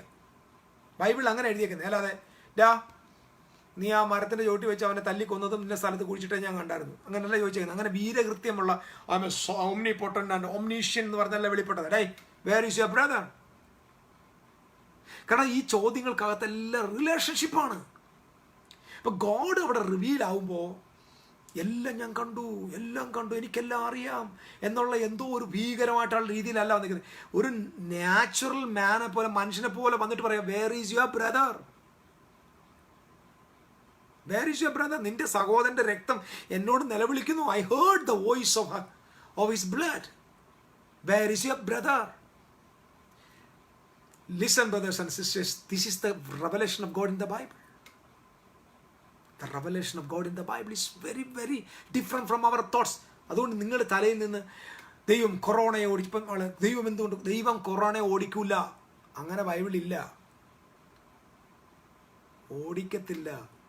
സ്വപ്നത്തിൽ നിങ്ങൾ ഉപവാസം ഇരുന്ന് പ്രാർത്ഥിക്കുന്നു വേണ്ട, വെറുതെ അങ്ങനെ ശ്വാസിച്ചാൽ പോകത്തില്ല, തീയിറക്കത്തില്ല. നമ്മുടെ ആളുകൾ വന്നു ഇപ്പോൾ അത് വലിയ പ്രശ്നമാണ്. നമ്മുടെ കേബ്രഹാം പറഞ്ഞു കുവൈറ്റ് തീയിറക്കി. എൻ്റെ പൊന്നു കേബ്രഹാം വെച്ചാൽ ചുമ്മാ മണ്ടത്തരങ്ങൾ പറയരുത്. അങ്ങനെ ദൈവം തീയിറക്കത്തില്ല. ദൈവം ബാലാന്നോ തീയിറക്കാൻ? ദൈവം അങ്ങനെ തീയിറക്കത്തില്ല. നമ്മുടെ ചിന്തകളാണ് അതൊക്കെ. ദൈവം തീയിറക്കും, ദൈവം ഇങ്ങനെ കാറ്റടിപ്പിച്ച് ഇങ്ങനെ ഓടിച്ചു കളയും, ഒന്നും ചെയ്യത്തില്ല. അതുകൊണ്ടാണ് ഇപ്പോൾ എല്ലാവർക്കും സംശയമാണ്, ദൈവം ഉണ്ടോ എന്ന് പോലും ഇപ്പോൾ സംശയമായി. കൊറോണ കാലത്ത് ദൈവം ഉണ്ടോ എന്ന് സംശയിക്കുക ആളുകൾ. മിക്കവാറും കൊറോണയുടെ കാലം കഴിയുമ്പോഴത്തേന് ഒരുപാട് നിരീശ്വരവാദികളുണ്ടാവും. കാരണം നമ്മൾ പഠിച്ച വെച്ച ദൈവം, നമ്മുടെ പ്രസംഗത്തിലെ പാസ്റ്റർമാർ പഠിപ്പിച്ച ദൈവം ഈ സമയത്ത് കണ്ടില്ല. ഒരു ദോസനെ കാക്കയെ അയച്ച് പോഷിപ്പിക്കുന്ന ദൈവം എന്നൊക്കെ പറഞ്ഞ ഉപദേശിമാരിപ്പോൾ പട്ടിണിയായി. അവർ കഷ്ടപ്പെടുക. ഒരു നേരത്തെ ആഹാരത്തിന് വകയിലത്ത് എത്ര ദൈവദാസന്മാരാ. കാക്കയും കാണുന്നില്ല, ഈ സാരാപത്തിലെ വിധവയും കാണുന്നില്ല, അവരുടെ പാത്രത്തിനകത്ത് എണ്ണ തീരുന്നുമില്ല, അങ്ങനെ ഒന്നുമില്ല. ഇപ്പം നമ്മുടെ ഇങ്ങനെ സൂപ്പർ നാച്ചുറൽ എന്തോ പറഞ്ഞുകൊണ്ടിരുന്ന ആളുകൾ ഇപ്പോൾ കാണുന്നത്. കാരണം എന്താ? നമ്മുടെ ദൈവത്തെക്കുറിച്ച് ചിന്ത മാറേണ്ട സമയമായത്. ബിഗിനിങ് മുതൽ ഇത് മാറിയെങ്കിലേ നമുക്ക് ഇനി അങ്ങോട്ടുള്ള യാത്രയിൽ കാര്യങ്ങളെ സുഗമമായിട്ട് മനസ്സിലാക്കാൻ പോലും പറ്റൂ. ദൈവം പ്രൊവൈഡ് ചെയ്യുന്നില്ലെന്നല്ല ഞാൻ പറഞ്ഞത്. എൻ്റെ ദൈവമോ നിങ്ങളുടെ ബുദ്ധിപ്പെട്ട തൻ്റെ മഹത്വത്തിൻ്റെ തലത്തോട് ക്രിസ്തുവേശുവിൽ പൂർണ്ണമായി തീർത്തു തരുമെന്ന് ബൈബിളുണ്ട്, വ്യക്തമാണ്. ക്രിസ്തുവേശുവിൽ എന്നൊരു അഡ്ജക്റ്റീവ്, ഒരു വിശേഷണം അവിടെ കൊടുത്തിട്ടുണ്ട് എന്ന കാര്യം മറന്നു പോകരുത്. So God is there. ഞാൻ പറഞ്ഞു വന്നത്, നരകമെന്ന് നമ്മൾ പഠിക്കാൻ തുടങ്ങുന്നതിന് മുമ്പ് ആദ്യം അറിയേണ്ടത് നമ്മുടെ ദൈവം ഇപ്പം നമ്മുടെ ഇന്ത്യയിൽ ഒരുപാട് ദൈവന്മാരുണ്ട്. പാലാഴി കടഞ്ഞു, പാലാഴി ഒരു കടലിനെ മൊത്തം ഇങ്ങനെ കടയുന്ന ദൈവം, അതിനകത്ത് ഒരു അമൃതെടുത്തു. അങ്ങനെ ഒരു ദൈവത്തെ ഒന്നും ബൈബിളിലില്ല. ഒരു മരുന്ന് ഇച്ചിരി വാങ്ങി തരാൻ പറഞ്ഞപ്പോൾ ഉടനെ പോയി മരുന്ന് അറിയാൻ മേത്തോട് മറന്നു പോയതുകൊണ്ട് മല മുഴുവൻ ഇങ്ങനെ കയ്യിൽ ഇങ്ങനെ കൊണ്ടുവരുന്നൊരു ദൈവം ബൈബിളിലില്ല. ഇല്ല. ലോകത്തിലെ ഇന്ത്യയിലെ ഏറ്റവും വലിയ നദിയായ വലിയ ഗംഗായെ എടുത്ത് തൻ്റെ മുടിയുടെ കീഴിൽ വെച്ച് ഇങ്ങനെ ഒഴുക്കുന്ന അങ്ങനെ ഒരു ദൈവം ബൈബിളിലില്ല. ഇങ്ങനെയുള്ള എല്ലാ തെറ്റായ ധാരണകളും ജാതികളിൽ നിന്ന് വന്ന ദൈവമാണ്. നമ്മളെ വേദോസം നമ്മളെ പഠിപ്പിക്കുന്ന ദൈവത്തിന് ഇമാതിരി ഒരു സ്വഭാവവും ഇല്ലെന്ന് മനസ്സിലാക്കുക. ഇമാതിരി ഒരു സൂപ്പർ നാച്ചുറൽ ദൈവം, പിന്നെ ഇങ്ങനെ ഒരു എക്സ്ട്രാ സൂപ്പർ നാച്ചുറലൊക്കെ കാണുമ്പോഴേ നമ്മൾ ദൈവം, അങ്ങനെ ദൈവം അല്ല നമ്മുടെ ദൈവം. 6 ദിവസം ജോലി കഴിയുമ്പോൾ ഉറങ്ങുന്ന ദൈവം, മക്കളെ കാണാതെ എന്തിയുടെ മനുഷ്യ മക്കളെന്ന് ചോദിക്കുന്ന ദൈവം, ആകപ്പാടെ അങ്ങനെ ഒരു ദൈവത്തെ ബൈബിളിലെ ദൈവത്തെ അങ്ങനെ പഠിക്കും. നിങ്ങൾ ഒറ്റ വാക്കുണ്ടാക്കി അങ്ങനെ നിർത്ത്. ഇതെല്ലാം നമ്മളെ കളിപ്പിക്കാൻ വേണ്ടി ഇവർ പറഞ്ഞതാണ്. Our God is different. ബൈബിളിലെ ദൈവം സിംപിളി നമ്മളെ ചായയിൽ ദൈവം തൻ്റെ ചായയിൽ സ്വരൂപത്തിൽ നമ്മളെ സൃഷ്ടിച്ചു. നമ്മളെ സൃഷ്ടിക്കുമ്പോൾ God is super powerful. I believe it. But He's very, very near to us. New ടെസ്റ്റമെന്റിൽ പറയുന്നത് God Emmanuel, ദൈവം നമ്മോട് കൂടെ. So God is different. ജാതികളിൽ നിന്ന് പഠിച്ച ചിന്തകൾ, നമ്മുടെ ഒരുപാട് സ്വർഗത്തിൻ്റെ റെവലേഷൻ ജാതികളിൽ നിന്ന് പഠിച്ചതാണ്. ഒരുപാട് നരകചിന്ത ജാതികളിൽ നിന്ന് പഠിച്ചതാണ്. ബേസിക്കായിട്ട് ഇത് മാറാൻ നിങ്ങൾക്കിത് ഇടവരുത്തും ഞാൻ വിശ്വസിക്കുന്നു. എൻ്റെ പ്രിയപ്പെട്ട സഹോദരന്മാരെ, ഞാൻ ഏതെങ്കിലും ഒരു കാര്യം ഇല്ലെന്നോ ഉണ്ടെന്നോ തെളിയിക്കാനല്ല നിൽക്കുന്നത്. I just want to talk you about the reality of our God, Daddy God, God of common man. അങ്ങനെ തന്നെ സിമ്പിളാണ്. ഡാ ഞാൻ നിന്നോട് പറിച്ച പഴം തിന്നോ? അപ്പോൾ നമ്മളെ ചോദിക്കാൻ ദൈവത്തിന് ഇത് അറിയത്തില്ലായിരുന്നു. നിരീശ്വരവാദി ചോദിക്കുന്ന ചോദ്യമാണ്, ആദമേ നീ എവിടെയാണ്? ആകപ്പാടെ 2 മനുഷ്യരാണ്, അവരെ അറിയാത്ത ദൈവമൊന്നും. കാരണം നിരീശ്വരവാദിയുടെ തലയിലെ ദൈവം വേറെ ദൈവമാണ്. എല്ലാ നിരീശ്വരവാദിയുടെ അകത്തൊരു ദൈവമുണ്ട്, മനസ്സിലാക്കിയോ? ഈ ദൈവം ഇല്ല എന്ന് പറയുന്നവൻ്റെ പേരല്ല നിരീശ്വരവാദി. വേറെ ഏതോ ഒരു ദൈവത്തെ അകത്ത് വെച്ചിരിക്കുന്നവൻ്റെ ആളുടെ പേരാണ് നിരീശ്വരവാദി. എല്ലാ എത്തിസ്റ്റിൻ്റെ അകത്തും ഒരു ദൈവമുണ്ട്. അത് ഒരു റോങ് പിക്ചർ ഓഫ് ഗോഡാണ്. അതുകൊണ്ടാണ് നിങ്ങൾക്കറിയാമോ, ലോകത്തിലെ ഏറ്റവും കൂടുതൽ നിരീശ്വരവാദികൾ ഉണ്ടായത് നരകം എന്ന വിഷയത്തിൻ്റെ പേരിലാണ്. നരകം എന്ന വിഷയത്തിന് എക്സ്പ്ലനേഷൻ കൊടുക്കാൻ നമ്മുടെ ഉദ്ദേശിമാരും പാസ്റ്റർമാരും അച്ഛന്മാരും ബിഷപ്പുമാരും ഒക്കെ തെറ്റിയത് കൊണ്ടാണ് ഒരുപാട് നിരീശ്വരവാദികളുണ്ടായത്. അല്ലാതെ നിരീശ്വരവാദി ദൈവമില്ല എന്ന് ഇവിടെ ആർക്കാ ദൈവം ഇല്ല?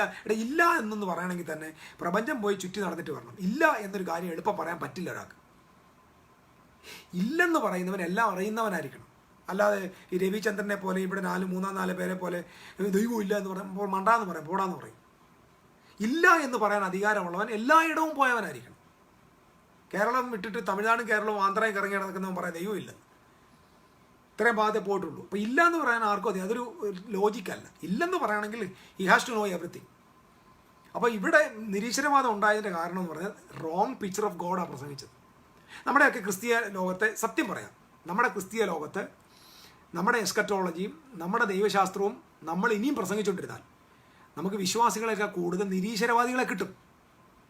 കാരണം നമ്മളിപ്പോൾ പ്രസംഗിച്ചുകൊണ്ടിരിക്കുന്ന സുവിശേഷത്തിന് നിരീശ്വരവാദികളെ വളർത്താൻ പറ്റുന്ന നല്ല വളക്കൂറുള്ള മണ്ണാണത്. ചിന്തിക്കാൻ അല്പമെങ്കിലും ഒരു ലോജിക്കോടെ ചിന്തിക്കുന്നവൻ നമ്മുടെ സുവിശേഷം കേട്ടാൽ ആ നിമിഷം അവൻ നിരീശ്വരവാദിയാകും. നമ്മുടെ എസ്കറ്റോളജി, നമ്മുടെ ഭാവി ശാസ്ത്രമൊക്കെ കേട്ടാൽ പിന്നെ ആ നിമിഷം തന്നെ അവൻ മാറും.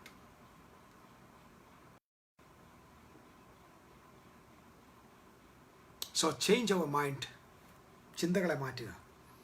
ദൈവത്തെ സംബന്ധിച്ച ഒറിജിനൽ പിക്ചറിലേക്ക് നമുക്ക് പോകണം. വാക്കുകൾ കഴിഞ്ഞ് നിർത്തുകയാണ്. എൻ്റെ ലൈവ് ഒരുപാട് നീണ്ടുപോകുന്നു എന്നൊരു പരാതി എനിക്ക് പലയിടങ്ങളിൽ നിന്ന് ലഭിക്കുന്നുണ്ട്. പക്ഷെ എന്ത് ചെയ്യാനാണ്, ഇതെല്ലാം കൂടെ പറയാൻ അങ്ങ് ശ്രമിക്കുന്നത്. We'll continue our subject tomorrow. We'll start what is the viewpoint of hell. Hell എന്താണ്, എവിടുന്ന് വന്നു, എന്താണ് ഇതിൻ്റെ റിനോവേഷൻ, ഹെല്ലിന് ഇപ്പോൾ എന്ത് പറ്റി, ആ ബൈബിൾ നമ്മുടെ KJVയുടെ കാലത്തുണ്ടായിരുന്ന ഹെല്ല് ഇപ്പോൾ ഉണ്ടോ എന്നൊക്കെ നമുക്ക് പഠിക്കണം. കാരണം KJV ആണ് ഏറ്റവും കൂടുതൽ ഹെല്ലിനെ പ്രൊമോട്ട് ചെയ്ത അച്ചാച്ചൻ. ഇപ്പോഴുള്ള വേർഷൻസിനകത്ത് ഹെല്ല് ഇപ്പോൾ ചുരുങ്ങി കഴിഞ്ഞിടയ്ക്ക് വന്ന ലേറ്റസ്റ്റ് വേർഷനകത്ത് ഹെല്ലെന്നൊരു വേർഡ് പോലും ഇല്ലാതായി. അപ്പം വംശനാശം സംഭവിച്ചുകൊണ്ടിരിക്കുന്ന ഒരു സ്ഥലമാണ് ഹെല്ല്. അപ്പം ഹെല്ലെന്ന് പറയുന്ന ഒരു പാവപ്പെട്ട ഒരു മനുഷ്യനാണ്. അങ്ങേര് വംശനാശം സംഭവിച്ചുകൊണ്ടിരിക്കുകയാണ്. ഇപ്പോൾ ഉണ്ടാകുന്ന ബൈബിൾ വേർഷനിലൊന്നും നമ്മുടെ പുള്ളി കാണാനില്ല എന്നുള്ള ഒരു സദ്വർത്തമാനം കൂടെ ഞാൻ അറിയിച്ചുകൊണ്ട് വാക്കുകളെ ഞാൻ നിർത്തുകയാണ്. പ്രത്യേകിച്ച് ഇത്ര നേരം എന്നെ ലൈവിൽ വാച്ച് ചെയ്ത് എല്ലാവരോടും പ്രത്യേക സ്നേഹം അറിയിക്കുന്നു. സംതിങ് കോൺട്രോവേഴ്സ്യലാണ്, എനിക്കറിയാം ഹെൽ എന്ന വിഷയം. We need to know more about it. അതിനേക്കാളൊക്കെ ഉപരിയായി ഹെല്ലല്ല എൻ്റെ പ്രശ്നം എൻ്റെ ദൈവമാണ്. കാരണം നമ്മൾ ഏത് മെസ്സേജ് സ്ഥാപിക്കുമ്പോഴും, നമ്മൾ ഏത് റെവലേഷൻ നമ്മൾ സാൽവേഷൻ ആണെങ്കിൽ ഏത് കാര്യം ലോകത്തിന് പറയുമ്പോഴും ഡോണ്ട് ഫോർഗെറ്റ് നമ്മുടെ ദൈവത്തെ അത് ബാധിക്കും.